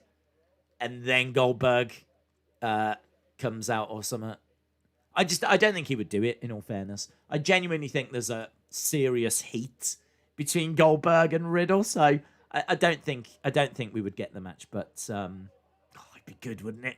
It'd be good. Right, Dominic gets tagged in. We're around about 15 minutes away from the halftime scores. The show's going quite quick, in all fairness. Montez in with Dominic, plants Dominic down. 1, 2. Shoulder up by Dominic. Where's Bad Bunny? He's on Raw. He's on Raw. He doesn't tend to be on SmackDown. He's obviously feuding with Miz and Morrison. And he's with Damian Priest. Ray goes under the legs of Angelo. Dawkins kicks out at Ray. Nice takedown by Dominic, going for the pin.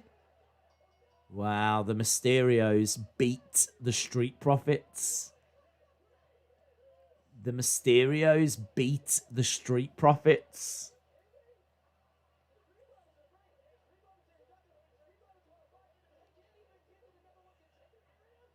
Wow. Okay, we got Alpha Academy coming down.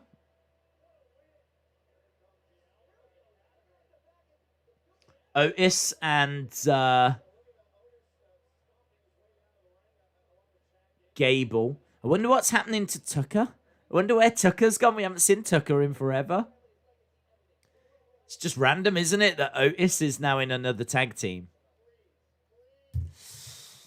April Lerner says WWE is fake. I'd say scripted. Don't tend to use fake due to how real the injuries can be. And if you saw the aftermath of Drew McIntyre and Sheamus after those kendo stick strikes, I don't think there was anything fake about those injuries. So scripted is the word. Drop kicks by Mysterios, and out the ring goes Alpha Academy. Dominic springboard crossbody to the outside. Down goes Otis, and down goes Chad Gable as we go to commercial break. Lone Star Friend says Otis is looking good. Omeron says Riddle versus Hardy at Mania. Riddle versus Hardy. That'd be all right. That'd be all right. Ephraim the Beast says they just like splitting legit tag teams and then making random ones. I actually like the name Alpha Academy, though. I think they could do something with that. You could get some vignettes of Gable holding some Alpha Academy classes. You could do some interesting stuff with it. So I'm not really against Otis and Chad being a team. I would go a bit further with it, actually. I'd go a bit further with it. I think as a team, they're both got wrestling backgrounds. Obviously, Otis powerhouse as well. So I think they make for a decent team. Days Andrade or Santos Escobar. I don't know. I like them both, to be honest. I think hard not to say Andrade because obviously he's achieved more. But I do think Santos Escobar's got a very bright future. I enjoyed his match against Karrion Kross. I thought it was a really good match. Really good match. Zion, shout out to you again, my friends. You can stop, dude. You can stop. I appreciate the kind words. I miss the good old WWE days. I was more into WWE in the Attitude Era and WWF. It was just great. And now it's kind of boring, but I still watch it sometimes. I love UFC, and I think that is more enjoyable. I did a little poll not that long ago asking what people preferred, and it was, I think the end result was about, well, I don't know if it ever finishes, but last I saw it was about 80-20 WWE over UFC, which makes a lot of sense. Because obviously, you know, we are predominantly a WWE channel. So, yeah, I can't say I was too surprised with that result. But I think it shows the respect and appreciation people have for UFC. I think it's made great strides in the past few years in particular. Conor, obviously. I think Khabib as well. I don't think too many people had heard of him. Maybe even before his match with Conor. Maybe not too many people have heard of him, but I think pretty much everyone's heard of him now. Maybe Adesanya coming along as well. Amanda Nunes, like, they've just got big stars, haven't they? So, yeah, UFC doing some awesome stuff. Awesome stuff. It's just a shame that, like, WWE just seems to be struggling. It's hard to know why, because the roster is so good, but just some of the stories, some of the creative, just not brilliant. So, yeah, a high hope. I mean, there has been a lot of disruption due to the pandemic. I mean, as we were saying, we shouldn't even have Fastlane. It was meant to be WrestleMania, so we shouldn't even have this pay-per-view that's coming up. So once we get back up and running and the pandemic's done, hopefully WWE can really start putting some long-term storytelling in place, which hasn't always been its strength, but high hopes. High hopes. Scott Turner, shout out to you, says, hi, Days. Sorry I haven't been here as much as school. No worries, buddy. You got to do whatever you do. We're here whenever you're around. That's how we operate. Right. Mysterios versus Alpha Academy now. Yeah, we have quite a few people that come and go, people in the community that aren't able to join all the time because it's difficult, isn't it? So much going on in the world. It's hard to find that time every single week to sit down and watch wrestling. Another tag match, says David Connolly. Yep. Another tag match. About 10 minutes away from the halftime scores now. Days, imagine Cesaro versus Seth in a 60-minute Iron Man match. That would be fire. That would be fire. That would be awesome. That would be great. And could you imagine if it was for the title as well? I kind of feel that Cesaro deserves that title opportunity. And Seth is someone that is a main event star. So I don't know how we would get there. But is it out of the realms of reality that Seth would be champion at some point? No. I think I can see him being champion again. So imagine if one of his defenses is an Iron Man match against Cesaro. That'd be awesome. So what I was saying, this roster is so stacked. It's such a good roster. I mean, Shinsuke as well, such a good wrestler. They just don't feel that big because of how they get used and how they're booked. Maybe this is as a result of us not having jobbers. Do you know what I mean? If you think back in the day, there was a lot of jobbers and their only role was to lose. That's all they did was lose. Now, you don't have jobbers. It's stars versus stars. Well, when you're doing that, someone's got to lose. And as a result, it's going to hurt their momentum, isn't it? So perhaps we need to get back to some jobber matches. Not loads, but just to build up, just to help build up a few more stars. Just give them wins. Show off a few moves. Maybe this is just a side effect of not having them. We need the Brooklyn Brawler. The Brooklyn Brawler needs to go in the Hall of Fame. That's what we need. That's an announcement I want. I want the Brooklyn Brawler to go into the Hall of Fame. But in all fairness, he shouldn't go in until WrestleMania is in New York. If you're putting the Brooklyn Brawler in, he's going in New York.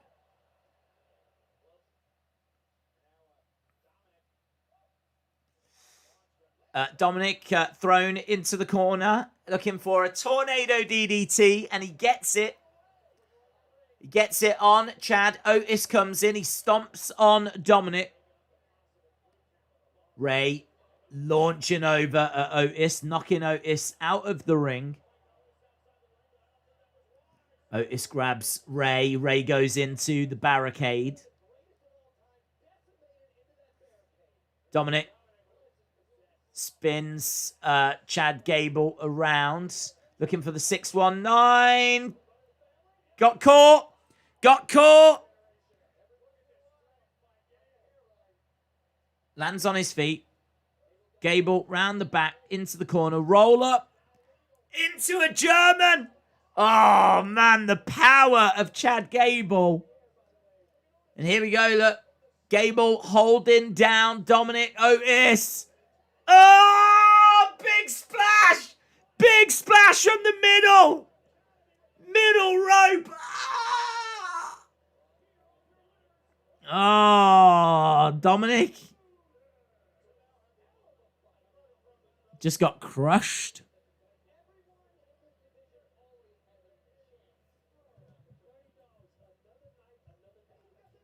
Wow.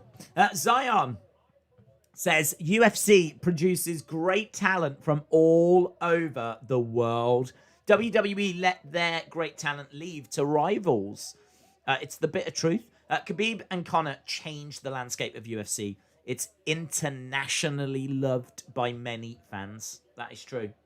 They are seeing crazy growth in lots of different countries because it really helps that they have fighters from, as you say, around the world.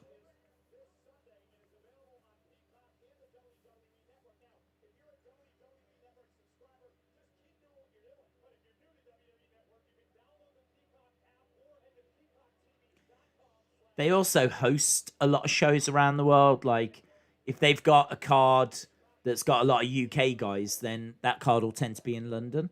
If they've got a load of people that are from Europe, then they'll hold it in France or Italy or something like that, you know? Like they do, they've been to Australia loads of time, obviously, Fight Island as well. So, you know, I think UFC do a little more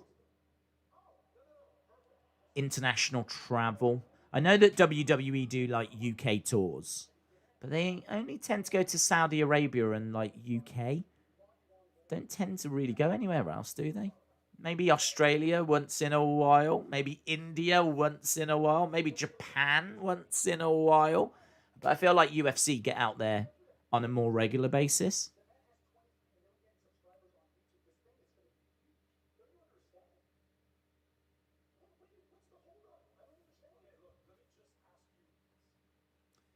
We've got Sami and Kev.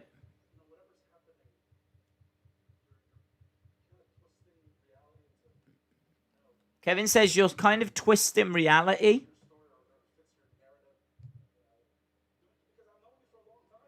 I've known you a long time.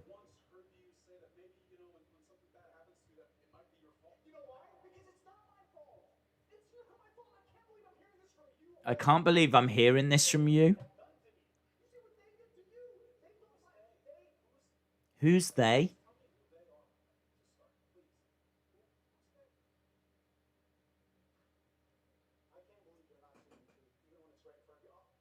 Sami says, I can't believe you're not seeing the truth.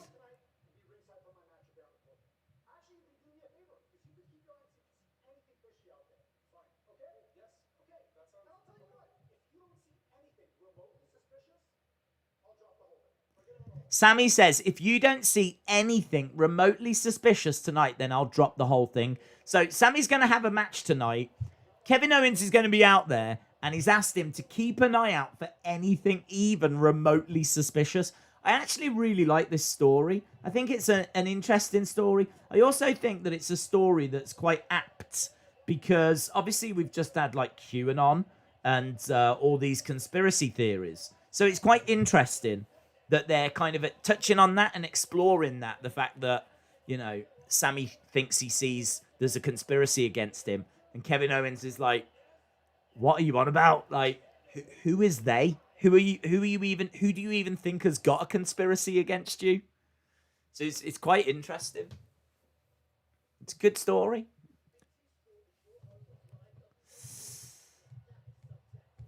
Days, now that Volta is back on NXT, what 3 matches do you want to see him have?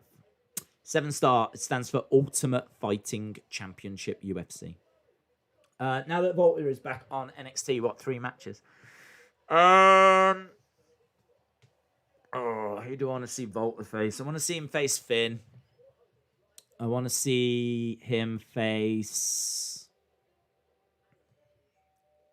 I don't know, Carrion.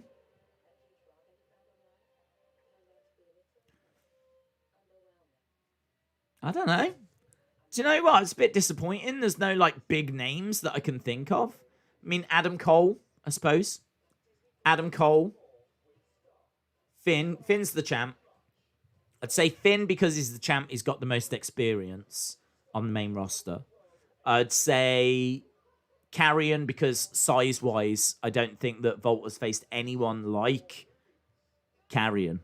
So that could be fascinating. And then I can't remember who I said. I can't remember who the other person was that I said. Adam Cole because he is NXT to me. He's had the longest reign, undisputed era. I think the most important faction in the history of NXT. I think Adam Cole might be the single most important person in the history of NXT, other than Triple H and maybe William Regal. But in ring wise, you know, if you think about how much he's achieved, I'd probably go with those three.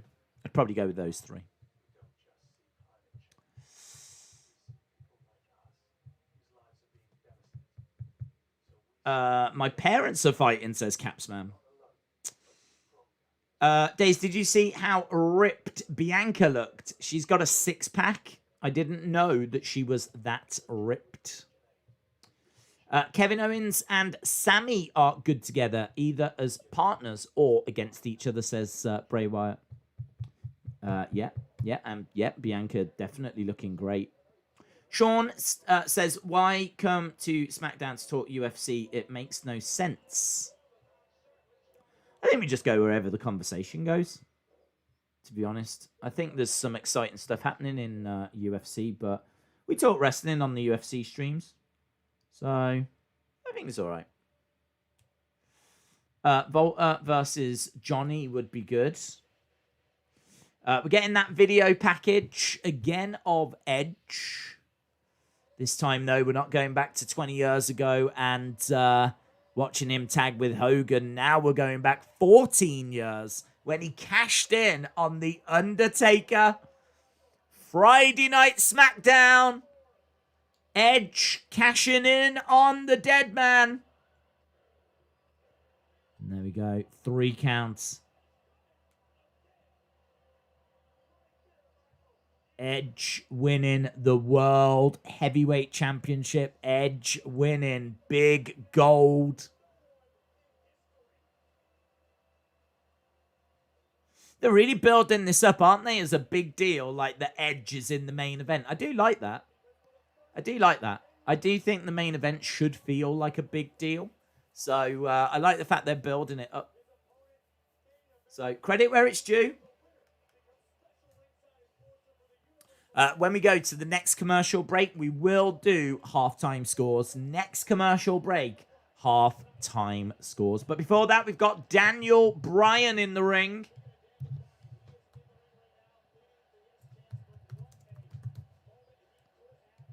So, Daniel Bryan, I think, is he going to cut a promo? Volta versus Tyler Rust.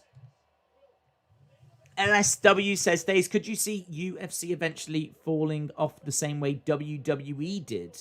WWE was on fire, and then everything has to fall off eventually. Yeah, I think everything's cyclical. Like, you know, you have good times, and then it falls off, but then it comes back around again. So, yeah, I could see it having a lull, definitely. That's why you got to enjoy it whilst it's good.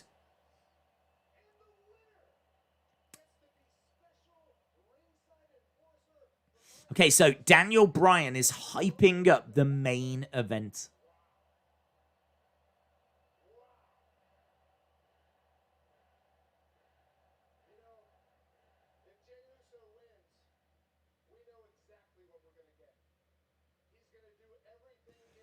If Jey Uso wins, then we know exactly what we're going to get.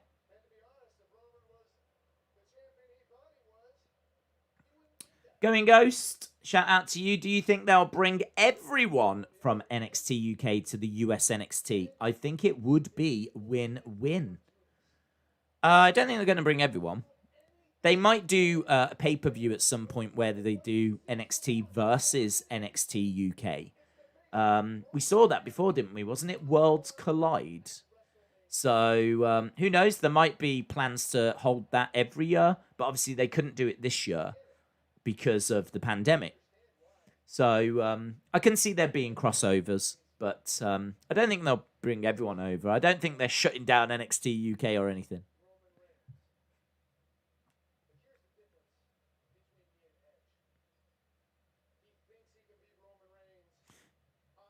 Daniel Bryan says, the difference between me and Edge is he thinks he can beat Roman Reigns, whereas I know I can beat Roman Reigns.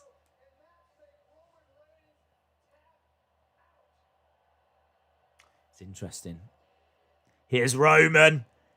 Oh, we thought it was interesting before. It's real interesting now. The head of the table. The tribal chief. Here is Roman with Paul Heyman by his side.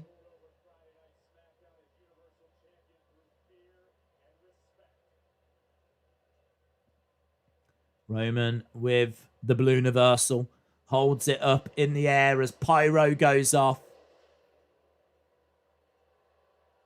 He is effortlessly cool, isn't he? He is effortlessly cool. Just the little smirk on his face. Heyman by his side.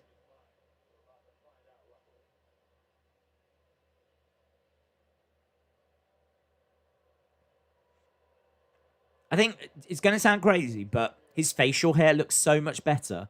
Do you remember when he had like a goatee and he went through a goatee stage? That didn't look good. Look, DB.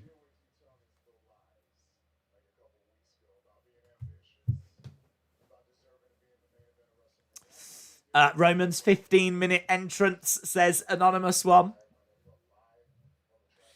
We've got time to get a good night's sleep before Roman gets to the ring. Well, thankfully, he's not even going to try. He's only gone to the entrance stage, so he's keeping it snappy tonight.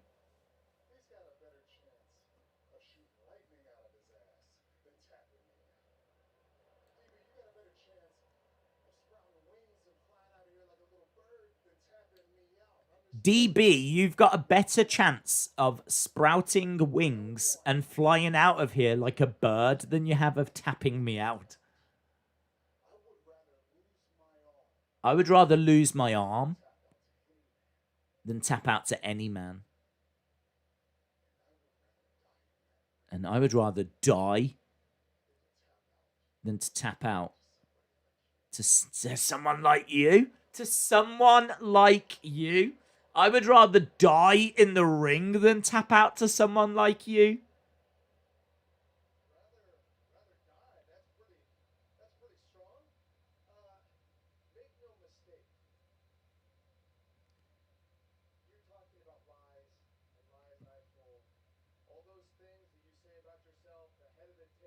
All those things you say about yourself, head of the table, they're all lies.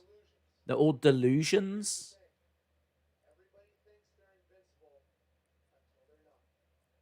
Everyone thinks they're invincible until they're not. This is good.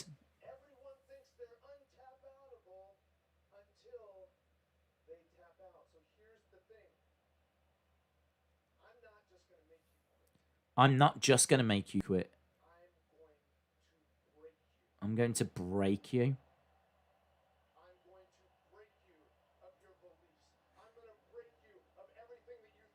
I wish he'd say humble. I wanted to say humble. I wanted to go full on Iron Sheik. I'm not just going to make you tap out.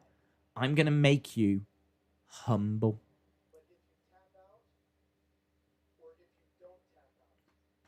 Jabroni. I wonder if we could see Roman die in the ring like Bray Wyatt. Well, it's all on trend. Dying in the ring is so trendy. Ask Eddie Kingston. Where's Edge? Is in the main event. Days, fun fact, it's been over a year since Roman's last bad promo. Isn't that crazy? Yeah, I mean, I think since he's been heel, he's been awesome, hasn't he? Right, yes, chant. Firing away. I thought that was decent. I wasn't like crazy into it. I didn't think it's the greatest thing I've ever seen, but I thought it was decent. Did you know that Roman has never tapped in his entire career, says Lauren. I did not know this. I didn't know that, no. That's a very fun fact.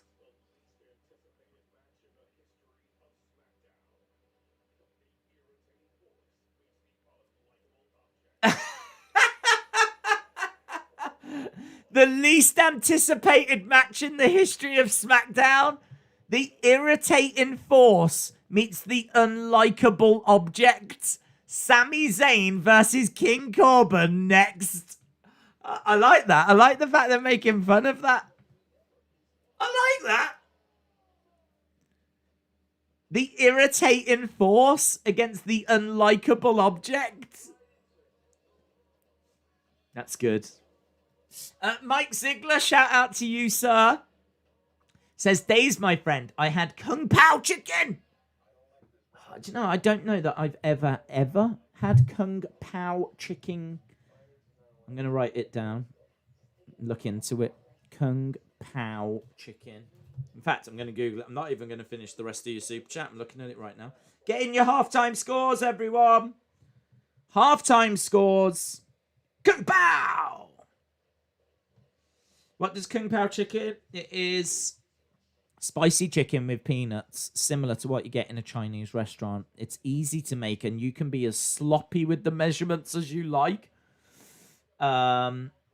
Peanuts or bamboo shoots or water chestnuts, you can't go wrong. It looks lovely. Kung Pao! Okay, might have to put that down on the old meal list. So Mike said, I had Kung Pao chicken, Kung Pao, and nice chicken fried rice. I'm late to tonight's stream, but better late than never.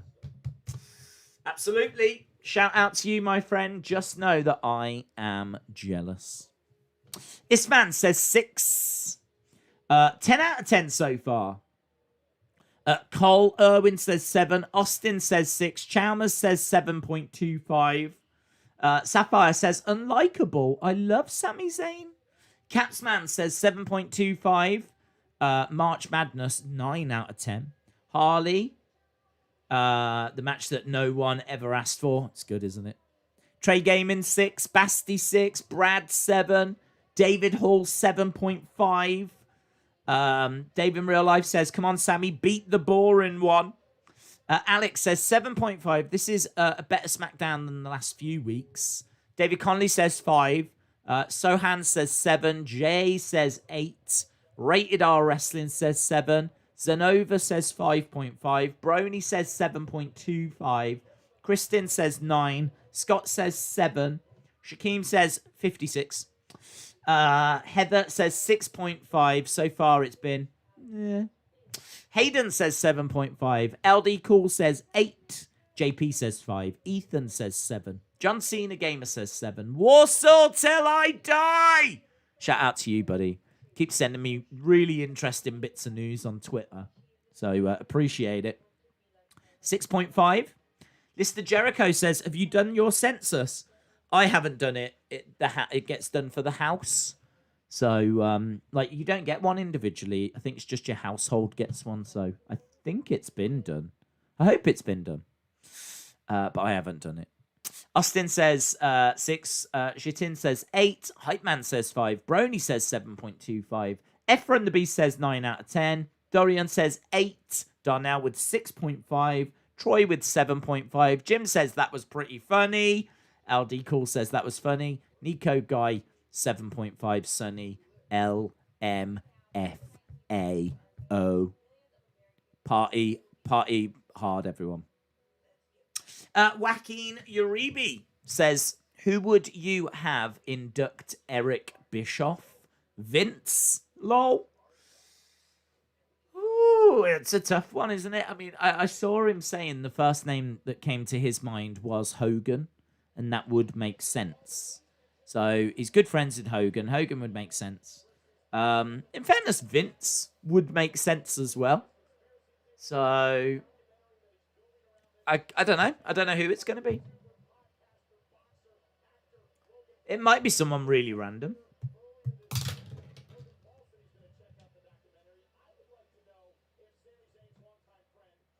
Logan Paul has tweeted, and apparently we're making a thing out of this. Is Logan Paul going to be at WrestleMania? Is that why they're showing me Logan Paul? Should Logan Paul be at WrestleMania? Is that the kind of thing we should be doing? I don't know. I don't know. I don't want it. Gaming in Real Time says it's been pretty good for a go-home show, so I'll give it 8. Right, we're underway with Sami and King Corbin.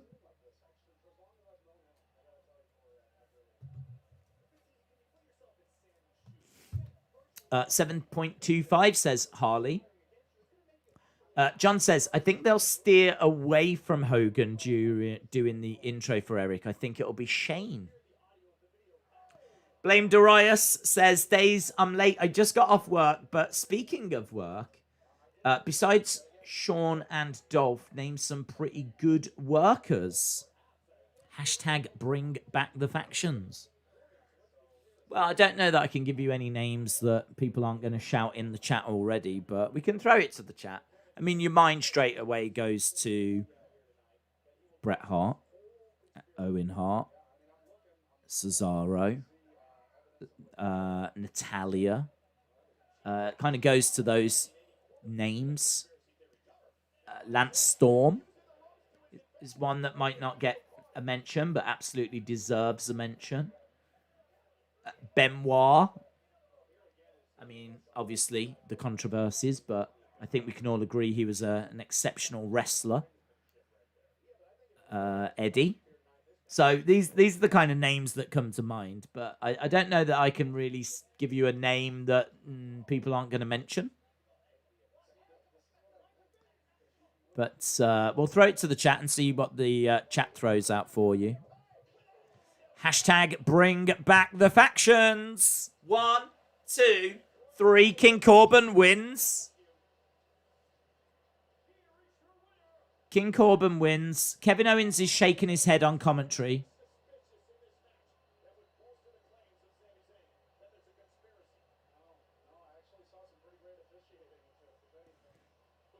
Kevin Owens says he didn't see anything suspicious.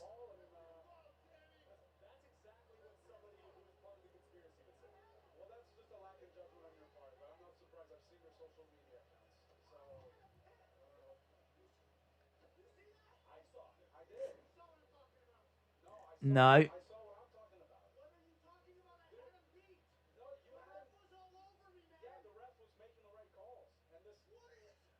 Sami can't believe it. Sami says, I can't believe this.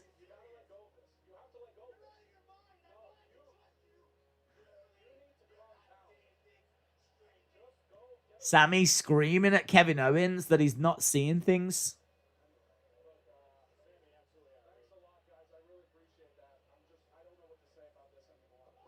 Ooh, Sami with a haluva to Kevin.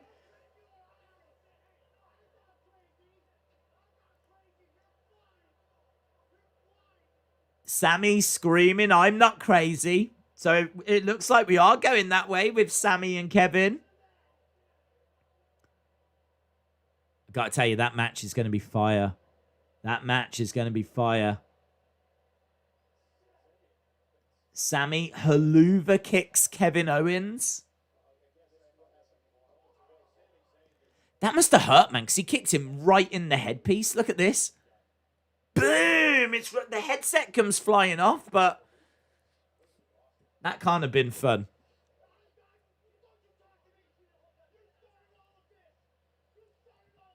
You started all of this, is shouting at the ref.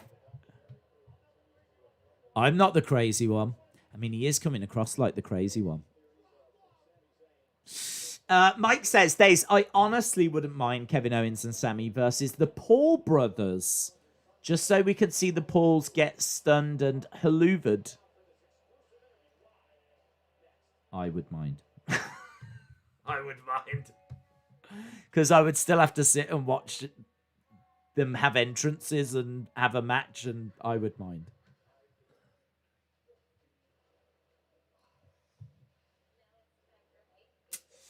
OMG, yes, please.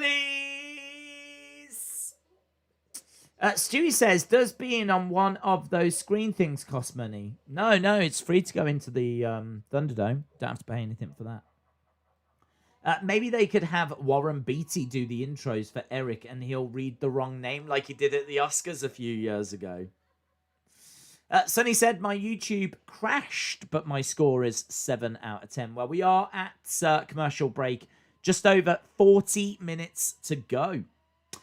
Will said, Sami looks like your long-lost ginger brother.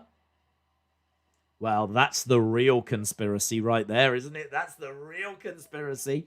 Sami's running around saying there's a conspiracy. There is. We were actually separated at birth. I'd love to see those two win tag titles. What is your favorite and least favorite finisher? Asks Alex. I like quick finishers that can come out of nowhere. So like the RKO or the stunner or the diamond cutter or the DDT. I always think they're cool. Just ones that are like, you know, the person's losing and they just grab their finisher out of nowhere. Like, they're in a bad place, but boom, there's a stunner or there's the DDT. I think the DDT was really special. Really special. And now it's just a flipping move. Do you know what I mean? Now, literally, they're just hitting DDTs in the middle of the matches. But, yeah, I mean, that was special. So I got a soft spot for the DDT. I used to love it as a kid. I used to do it all the time on my brother, the DDT. So, yeah, DDT was cool. But, so that, I'd have that up there in my favourite. I really love the half Nelson, or the full Nelson, sorry. I don't like it being called the Hurt Lock. It's a Nelson, a full Nelson. But, yeah, I love those moves. Those are like classic wrestling moves. So I love those. Least favourite. I don't know. Least favourite finishing move.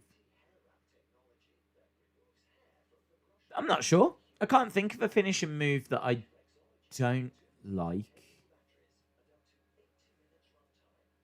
Don't know. Some people might say the Hurt Lock because it's a bit bland, but it's a good move. Again, I used to do it as a kid. The full Nelson's a really good move. And legit, a powerhouse like Bobby putting it on, it would hurt. It does hurt. Like, could do some serious damage. So I like it. But I can't think of one I don't like.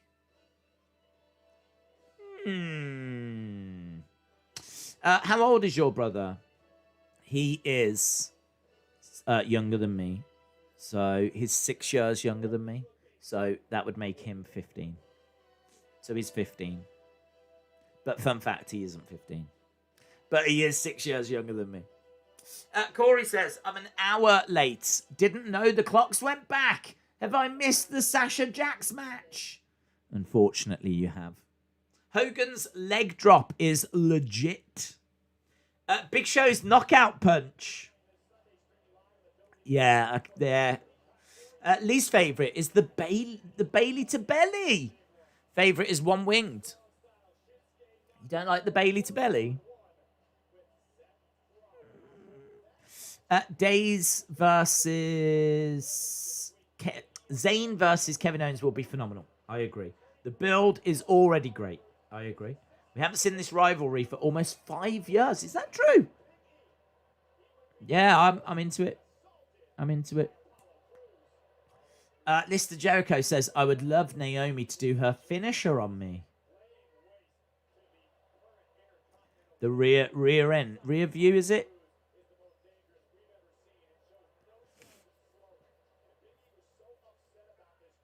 We're just seeing Big E and Apollo.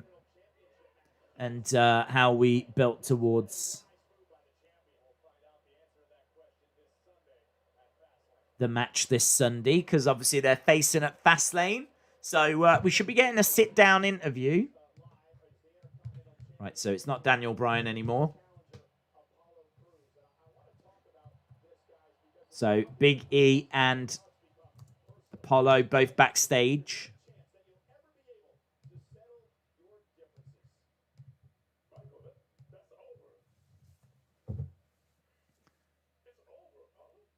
It's over.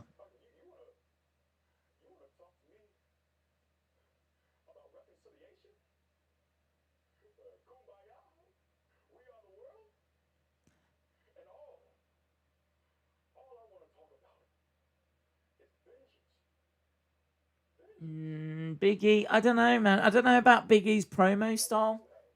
He seems to be like...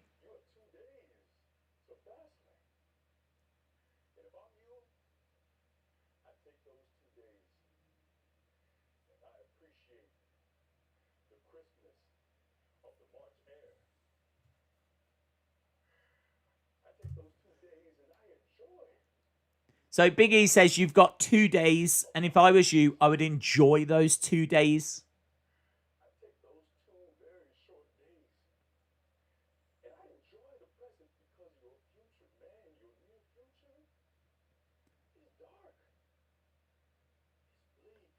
Your future is dark, it's bleak. I like the content of the promo.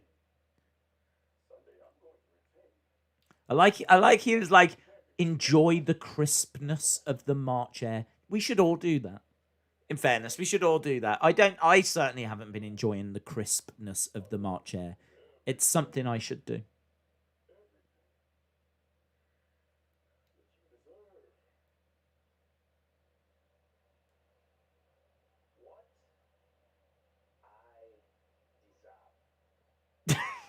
I still can't get past this accent.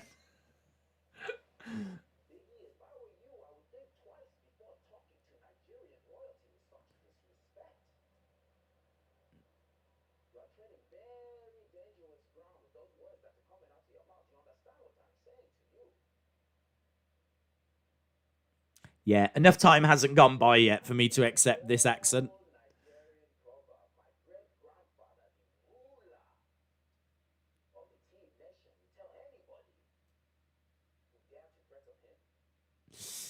Big E needs a mouthpiece like Heyman or Page. I think the content was all right of him talking about you've got 2 days, enjoy them because your future is dark and bleak. I kind of like the words in there, but the delivery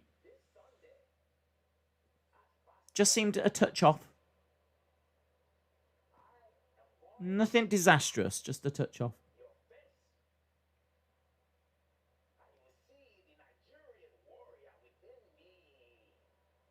The Nigerian warrior within me. Within me.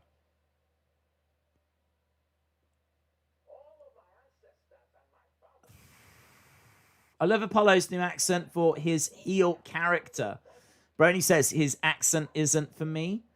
Nobfreeze says, I can't take Apollo seriously because of the accent. Jim says Apollo needs to lose that accent. I can't take him seriously. Dave said Apollo has become a joke now. I'm not a fan of this accent. Did Apollo get hit in the head and that's why he's got multiple personalities now? No, this is his personality. I like the personality. I just think that you can't just introduce an accent like this and expect people to go, yeah, that's fine. We'll accept that.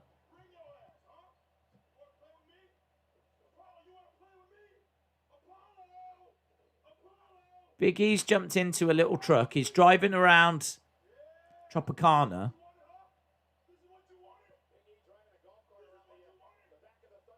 He's just screaming for Apollo.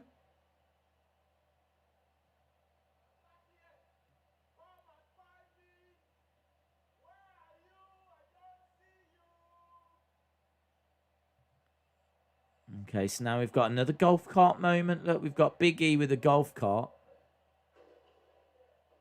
Okay.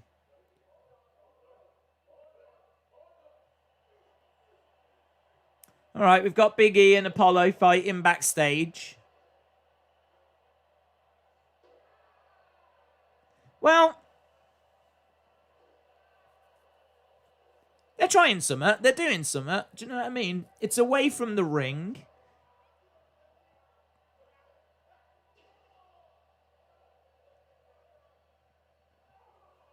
Big E stomping on Apollo. The accent is awful. Give it up, says Cheese Whiz. How? Why? So many questions. Apollo Crews is like the bad guy from Black Panther. Well, it's definitely split in opinion. The accent. I'd say that's the big talking point. I'm still looking forward to the match, though. I still think this is the most engaging that Apollo has been.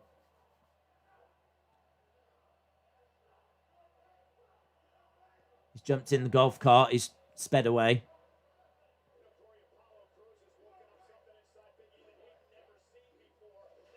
Belair? Oh, yeah, she's taking on Shayna, isn't she? I forgot about that match. Right, we've got Belair and Shayna now. I must admit, that just leaves me feel a bit weird. Just a bit weird.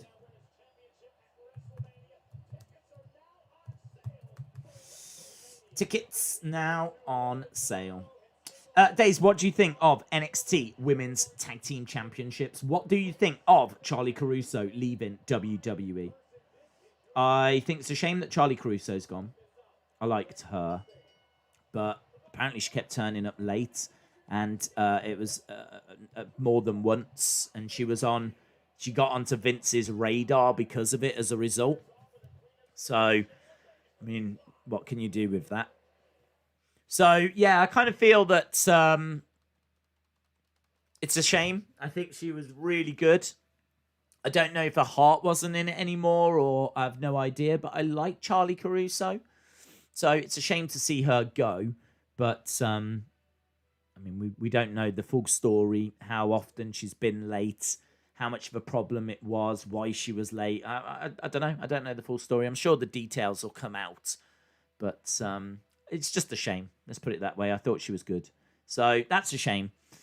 In regards to women's tag titles, I like them. I think they've got a big women's division, and I think it's going to be a good way of getting more women onto NXT. Little bit of a shame that now it means that the women's tag titles on the main roster won't be defended on NXT. Or at least you wouldn't think so, because they've got their own belts now. So, little bit of a shame for that. But I think the pros outweigh the cons, because I think women need something to do in NXT. There's only the one belt. So they don't have a mid-card championship, and they haven't had tag belts, but now they do. And also, you just think that Triple H is going to use them right. Do you know what I mean? He's not going to just throw it to one side and forget about it. I think he's going to book it properly, and I think we're going to have proper tag teams, and I think that it'll result in some really good matches. Hopefully, eventually, we're getting like those kind of Revival, DIY, American Alpha, those kind of male teams, but in female form, if you will. We'll get the female version of those teams, like how we've got MSK now. Hopefully, there's a way for there to be women's tag teams. The problem is when they get called up to the main roster, they'll be split up and not used right, but at least we can enjoy them when they're in NXT. So yeah, I'm all for them. I think it's good. And hopefully they use them right. And disappointed about Charlie Caruso. Main event next after Shayna Baszler. Yeah, we've got Shayna against Bianca. And then obviously all night they've been hyping and building up Edge versus Jey Uso. And we're into the final half an hour of the show. Final half an hour of the show. It's been all right. It's not been a disaster. I think considering that it was a go-home show, I'd take it. I don't think it's been amazing, but I've definitely seen much, much worse.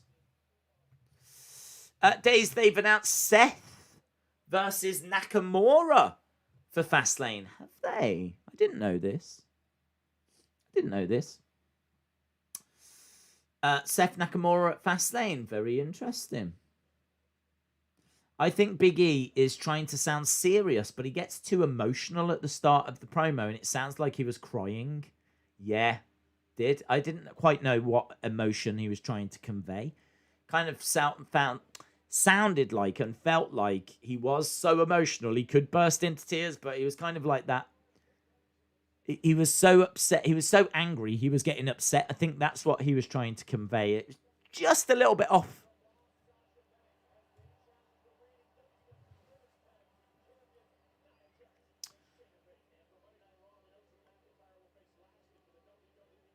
Right, Drew McIntyre versus Sheamus. We've got Bianca and Sasha going up against Nia and Shayna. And here comes Shayna. Days, I was able to get WrestleMania tickets. Well done, Dark Knight. Very cool.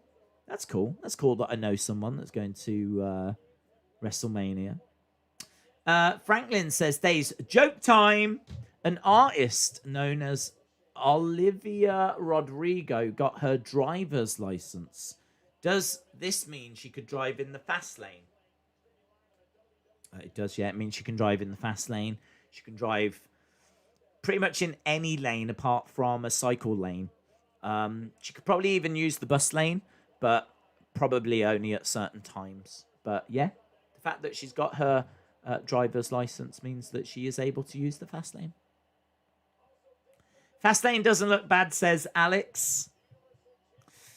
Mike says, Days, it is my cat's birthday, so I woke up extra early and made him his favorite dessert cake. Sounds like your cat's getting treated better than I do. Shout out to your cat. Right, Sasha came down but has decided not to stick around. Sasha's now heading to the back. Bianca scoops up Shayna. I like Bianca's ring attire here. Looks cool.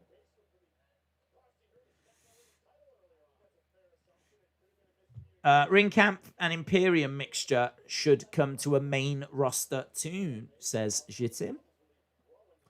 Derek said, I got WrestleMania tickets, but I can't make it to Tampa. So what to do with them? I might give them to my sister. Oh, that sucks, bud. That's a shame. Well, hopefully your sister will still enjoy them. Looks like Nia's walking away as well. Bianca trying to roll up Natalya, and to me, it's just a cluster mess, isn't it? What a mess. There's people coming down, people walking away, people getting involved. What a mess.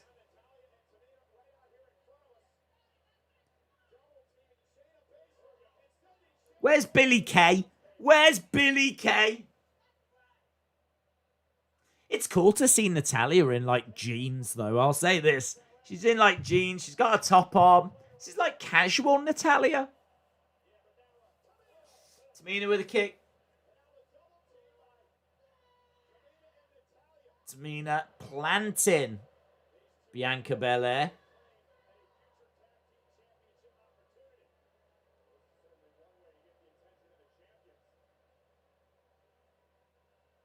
Do you remember when Tamina did that cool video of her being like losing her mind, sitting in a... She got a new tattoo!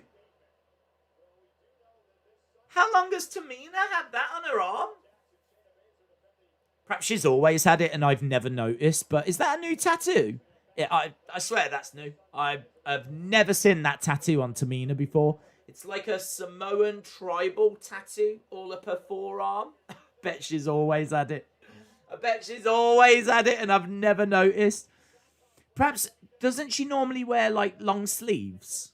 So perhaps I've just never seen. What does she wear? No, I've got a Mattel figure of Tamina when she was in Team Bad. It's one of the worst figures ever made, but she hasn't got it on that figure. Looks new. Oh, okay. All right, cool. I thought I was sitting here going, is that a new tattoo? And everyone's like, she's just born with it. She's always had it. What you on about? Okay, cool. You know when you like doubt yourself? I had that moment. Yes, we've got Edge 10 years ago. I can't believe this is 10 years ago. I can't believe it.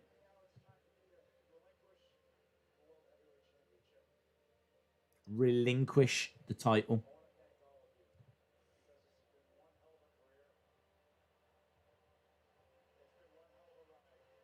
That was out of the blue, wasn't it? That was out of the blue. It was unbelievable.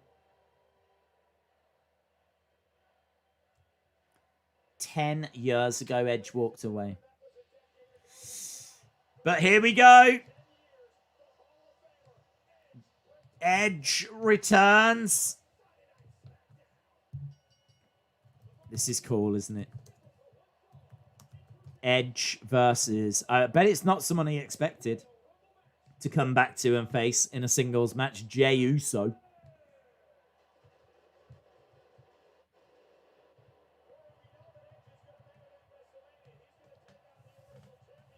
So Edge making his way down.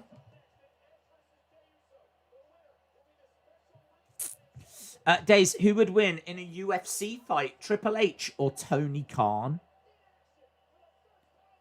Well, it's a great question. It's a great question.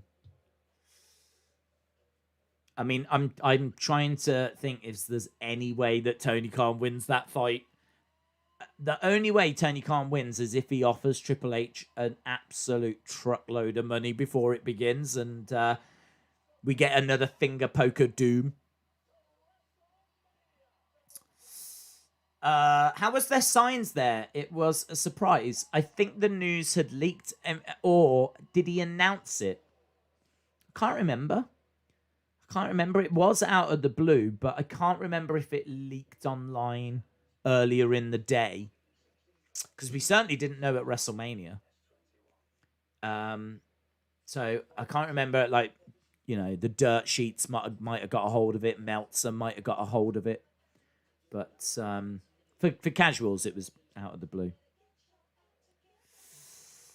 I forgot about this match. Tony Khan would die, says Sapphire. Andra says, I think it is a new tattoo. She didn't have it last week. Oh, wow. That would make it a new tattoo then. Harley says, how have they managed to make Tamina actually good? It's all down to the tattoo. Lauren said, Days, WWE have announced that Sheamus Drew is going to be no holds barred. Well, there we go. I feel bad for Tamina. She's been on the main roster for a long time and hasn't really achieved anything. It's definitely a shame they don't do something with her. Well, I mean, good news is it looks like they're definitely doing something with her now. So I could see her and Natalya becoming tag champs. I could definitely see that. Days, how's the wife and kids? I had to let Linda go, and Stephanie and Shane don't like it when I call them the kids. Even Vince could beat Tony Khan. I reckon he'd stand a really good chance, even though he's like 1,000,000 years old. He still looks after himself. He's still in great shape, isn't he? Draven Dresden, shout out to you. Says, what do you get when you combine Mick Foley and CM Punk? A cult of multiple personalities. That's good. Well done, Draven Dresden. A wrestling joke. Fate Ross Vape says, plenty of tickets for both nights. I wouldn't risk it. Oh, I think they'll sell out. If they're doing 25,000 each night, that's 50,000 in total. I think 50,000 people would go. So, yeah, I don't think they'll struggle to sell the tickets. I think both nights will do 25,000. 45 might be tricky because then that's 90,000 on both nights. But right, Edge is wearing black attire with like blue. It's kind of looks like ice. It looks cool. His logo's on the side. Right, Jey Uso making his way down.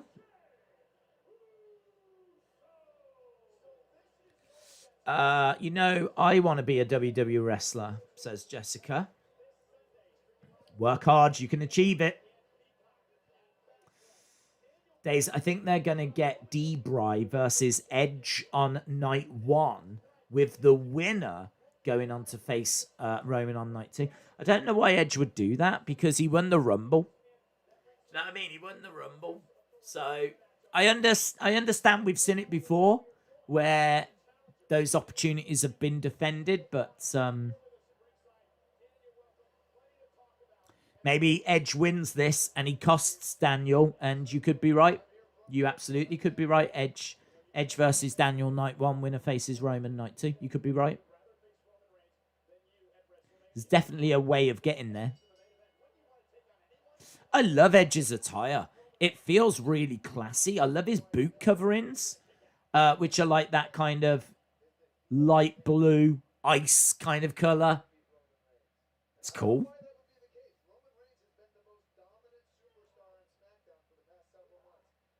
It's kind of AJ Styles-esque. Edge and Christian have said on their podcast that they wanted to take on the Usos. He's been waiting for this for years. That's interesting. Edge trying to get a submission hold on Jay. That Edge attire looks awesome. It looks crisp, doesn't it? It looks really nice.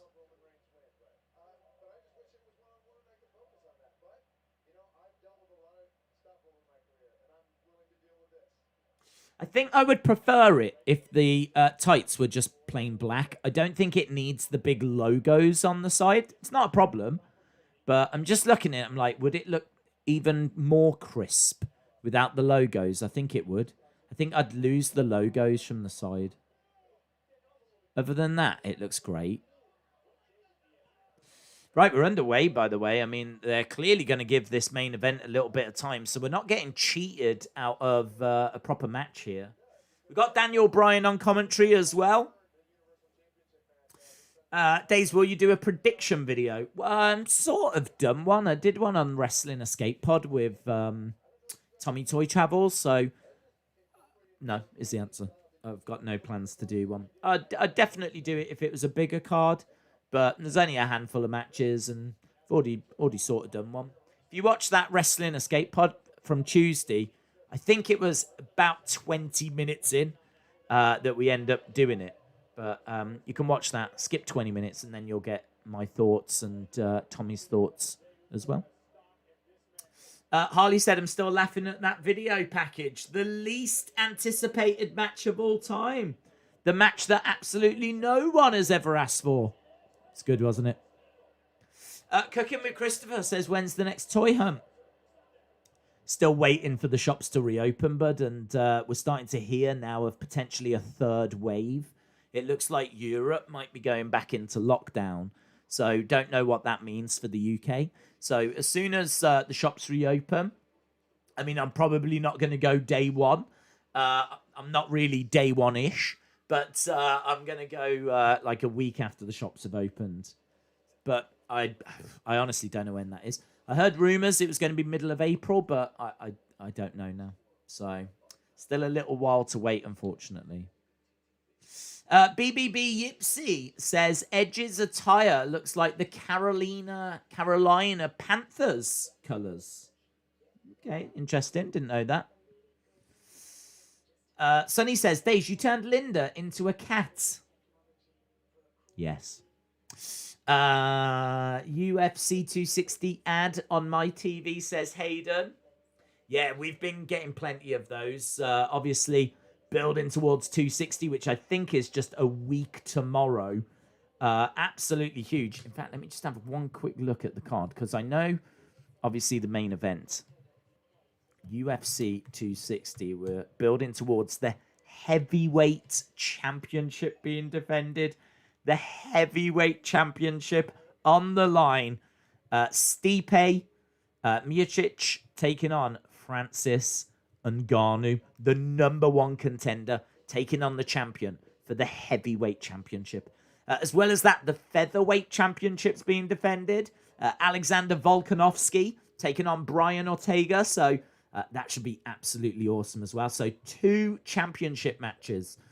We've also got Tyron Woodley, former champion, taking on Vincent Luque.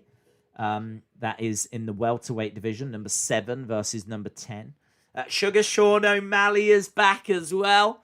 Very popular superstar. So Sugar Sean O'Malley taking on Thomas Almeida. And the first match on the main card, Jamie Malarkey taking on Kama Worthy. So not a bad little main card, that. 2 title fights. Former champion in Tyron Woodley. Sugar Sean O'Malley as well. So pretty stacked main card. As well, there's some prelims and some early prelims. Gillian Robertson against Miranda Maverick, which I was looking forward to that fight not that long ago. Got cancelled, so looks like it's been rescheduled for this card. Zaitar is on this card as well. Mr. Potatoes on this card. So, yeah, UFC 260, man. Looking forward to it. Looking forward to it. Right, Jey Uso stomping away on Edge. Edge striking out at Jey Uso. Forearm strike. Big uppercut by Jey. Edge goes down onto his knees. So how long we got? We got just over 10 minutes to go. Just over 10 minutes to go. Kind of feel like this has got go-home show vibes. But even so, it's great to see Edge in action. It does, I mean, like, it's a shame that this isn't against a better opponent. Well, not better opponent, but a bigger name. It's a shame this isn't Edge versus Seth. You know, I understand you might not want to give that away on free TV, but kind of feels like, you know, the first time we're seeing Edge in action on SmackDown, I think they said in over 10 years. So it's like, I don't know if this is going to... I don't know what the rating's going to come out as. I don't know how big of a deal this feels for people. It should be a big deal. And they did a good job of talking about it all night. But just, it does feel that, like, him taking on Jey Uso... I don't know. I think there was better. Into the post goes Edge.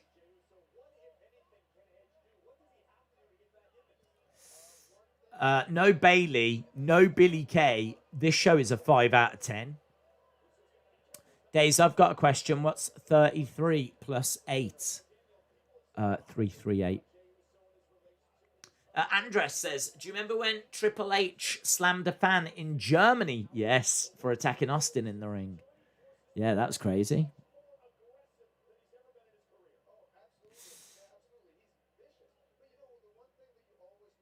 Okay, Edge is down in the corner. We got 10 minutes to go. Brony says, Jey Uso feels like a bigger star than before, but without Roman by his side, he is pretty boring. I think he's good in the ring, but the problem is I still don't really see him as a bona fide solo star.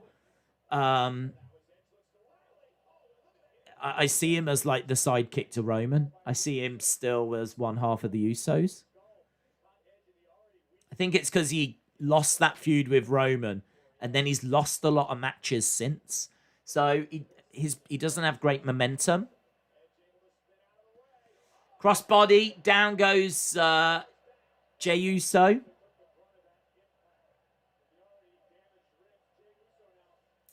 Days, would you like to see Volta versus Thatcher? I didn't really follow them when they were on the indie scene, so it doesn't really do it for me. I think it would be a good match. I think there's probably better. There's probably matches that excite me more, but I understand there's a lot of history there as well, so I'm sure it would be a good match and one maybe for the indie fans. Austin said, this show has been pretty basic, to be honest. Harley said, I would love to see Jimmy versus Jay, but I don't know that Jimmy will make it on time. Well, that's Charlie Caruso's problem as well. Elbow to the back of the head by Edge. One. Just a one. Days, who is the best technical wrestler in the world?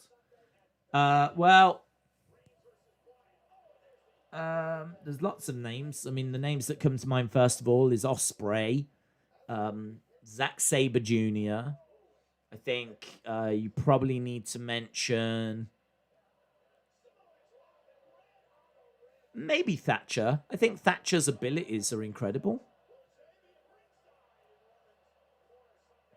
But yeah, I mean, it tends to be Ospreay and Zack Sabre Jr. that get the praise at the moment for that.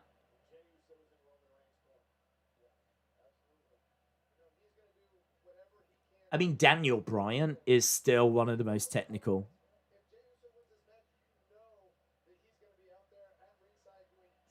Jey Uso climbing up top. Big strike by Edge.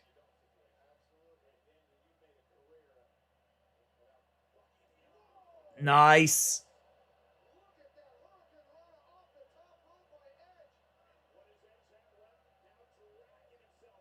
Edge going over. Shoulder up.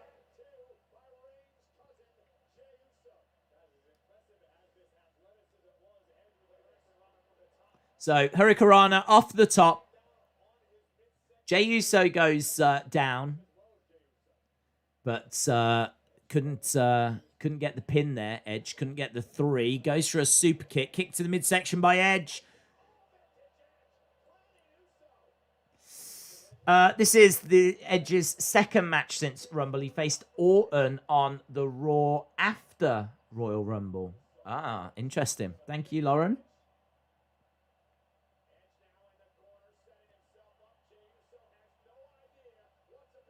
Edge down in the corner. Jay up on his feet. Kick.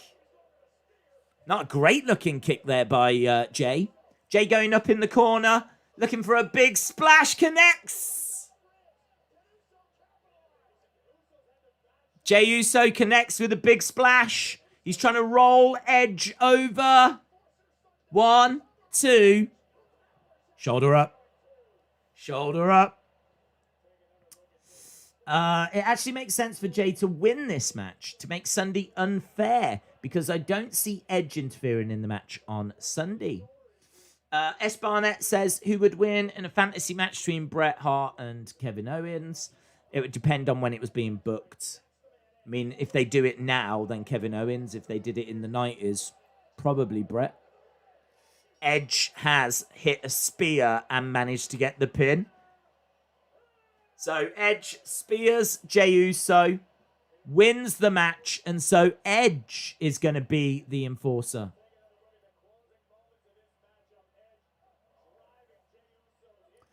Roman's got to be so disappointed with Jey Uso. He just keeps losing.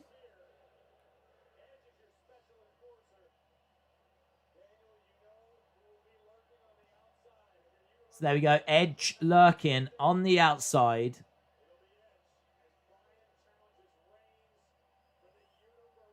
I agree with what was said in the chat earlier. I could see Edge costing Daniel, and then we get Edge Daniel night 1, winner faces Roman night 2. I could definitely see that.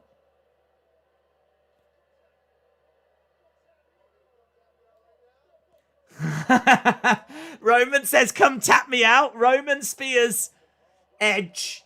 Daniel says, you want me to tap you out right now? So he starts to go towards the ring. Spear to Daniel. Roman was in the ring. He's like, come and tap me out right now. Ain't no way you're going to tap me out.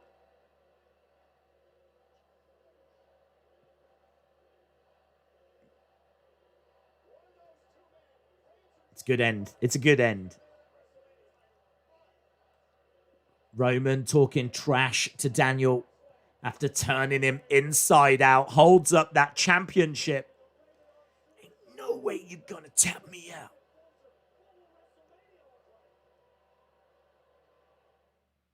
Good end. I like the end. Match was all right. I can't say that match did it for me. Roman is amazing, says Sapphire. Roman rules. Yes, Roman. Great ending, says Dorian. Days, do you think Roman will ever turn face again? He might do, but hopefully not for a long time. Because I just think this is brilliant. It's the best I've ever seen Roman. I really don't know what Roman did to the Thunderdome people for them to boo him. Yeah, what reaction would he get? I don't know. I wonder if the fans would boo him. I'm trying to think what I would do. I'd probably cheer. I love Roman. Roman was holding a replica title. It's on trend. I don't even know if they've got real titles anymore. I think all of them are replicas. Everyone's got a replica. Cooking with Christopher says, I want Big Show back. Right, yes, get in your scores. J14 with a 7.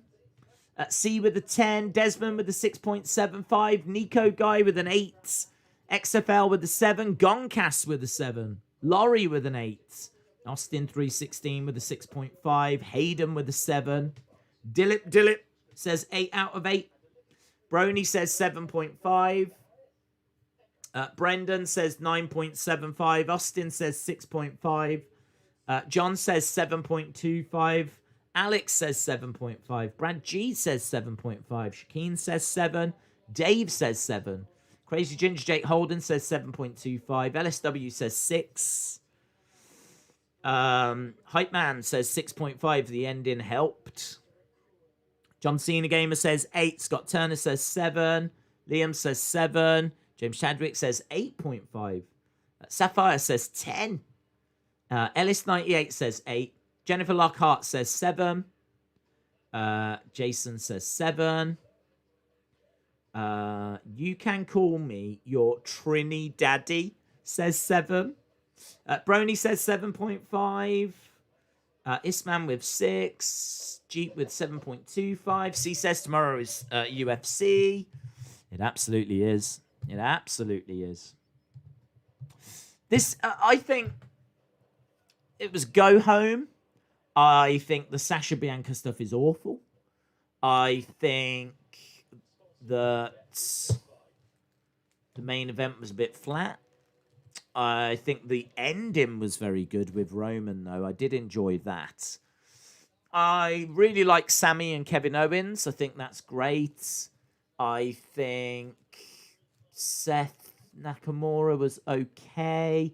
The whole tag team thing was a bit, but at least they're giving the tag team some time. You know, we're critical that the tag team division doesn't get much time, and we're critical they don't have many proper tag teams yet on SmackDown. At least they're showcasing the Dirty Dogs, Alpha Academy, the Mysterios. I kind of feel like, you know, there's a bit of a division there. Street Profits, of course. So I kind of feel like it was all right. It was all right. It was all right. That's all I can say, really. It was all right. I'm in the 6s, so I'll go 6.5. I'll go 6.5.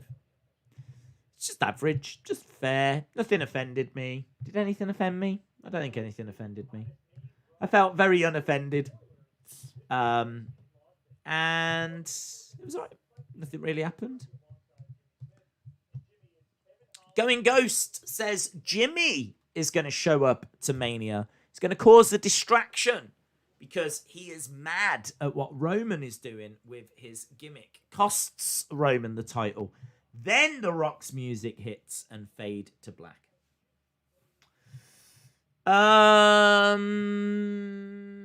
It's not the way I would go, to be honest. I don't know that I would have Jimmy getting involved like that.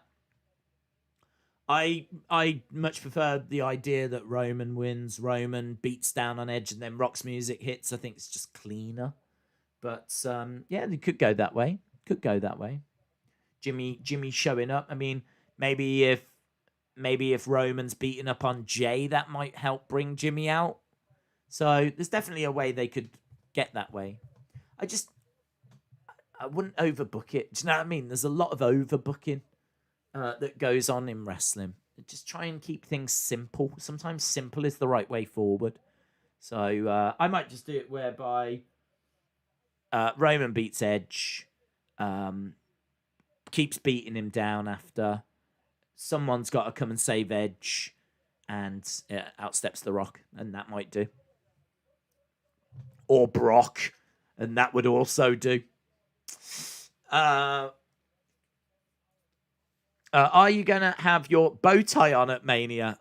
It was choking me out. It's choking me out, so probably not. Jimmy needs to come back. He's the better Uce, says King. Jimmy falls in a faction. Yeah, they could do Bloodline. Yeah, they could do Usos and Roman together. Hasib said, Days, would you like Roman versus Daniel on night 1? Winner faces Edge. Roman Daniel night 1. Winner faces Edge. Main event and night 2 like New Japan. Roman Daniel night 1. Winner faces Edge night 2. Not really. Only because that's sort of what we're getting now. Like, we've got Roman Daniel now. It's Roman Daniel on Sunday. Winner faces Edge. Like, so we've already got that. So for them to do it again at WrestleMania would just feel like, I mean, I know Fastlane's pretty redundant anyway, but it would feel even more redundant if we are literally just going to do the match on Saturday again. So, no, I wouldn't want to go that way. Harley said, I was at 7.25 the second hour. The E Apollo stuff was decent. Bianca Baszler match was as it ended a bit quick in a DQ. But first time in 10 years, Edge, it was a good match, and so I'm going to end on a 7.25. That's fair. That's fair, Harley. Yeah, I'd say that you were probably a bit higher than I was at the halfway point. So that's probably why we're out. But and like the E Apollo stuff, I just struggle with that accent. And also, I think Big E's promo just seemed a little off. But it was good that they were trying something different, you know, like rather than just promo backstage, action in the ring. At least we got Big E wandering around Tropicana trying to find Apollo. Like, that was all right. That was all right. Maybe decent is the right word. Dario says, love UFC and the WWE streams. I am from the USA. Shout out to you, Dario. Shout out to you, my friend. Appreciate the support. Obviously, we've got some big UFC streams on the way. Mike says, thanks for the good stream. We'll see you tomorrow. Yeah, shout out to you, dude. Check the updated Fastlane card on Wikipedia and do predictions. We'll probably just end up doing them on the stream. I've got no plans to do a separate video for them. It's quite late to do it now. Plus also what with like UFC and NWA and Fastlane this weekend, there's more than enough for us to get our teeth into. And also the fact that I've already done predictions for Fastlane over on Wrestling Escape Pod. So it just seems pointless to do it for another couple of matches. Cooking with Christopher, shout out to you, my friend. Days, you pronounced my name wrong during the show rating. Jet Taylor, shout out to you. Hopefully I got it right that time. In what match do you see Daniel at WrestleMania? I could see him in a ladder match for the IC.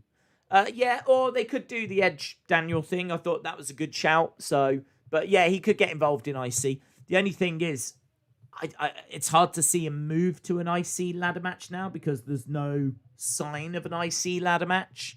Could go that way, but I mean, that is just complete fantasy booking, if you will.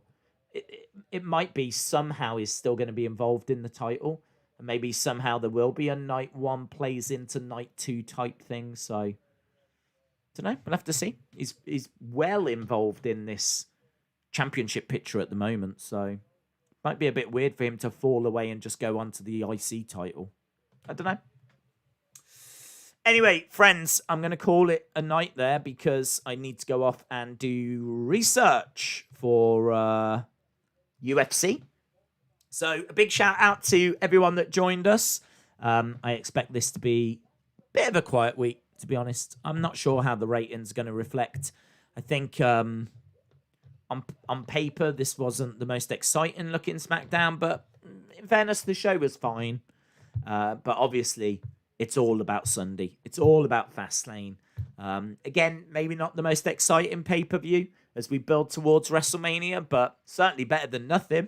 It's still exciting to have it, and there's a bit of intrigue going into that. There should be some decent matches. I think Drew Sheamus is going to be awesome. And obviously Roman Daniel Bryan is going to be interesting because even if Roman wins, like I think a lot of us are expecting, what's going to happen with Edge being at ringside, and is that just going to provide a little wrinkle for WrestleMania? Is that going to have repercussions? So still going to be interesting. So yeah, big weekend this weekend.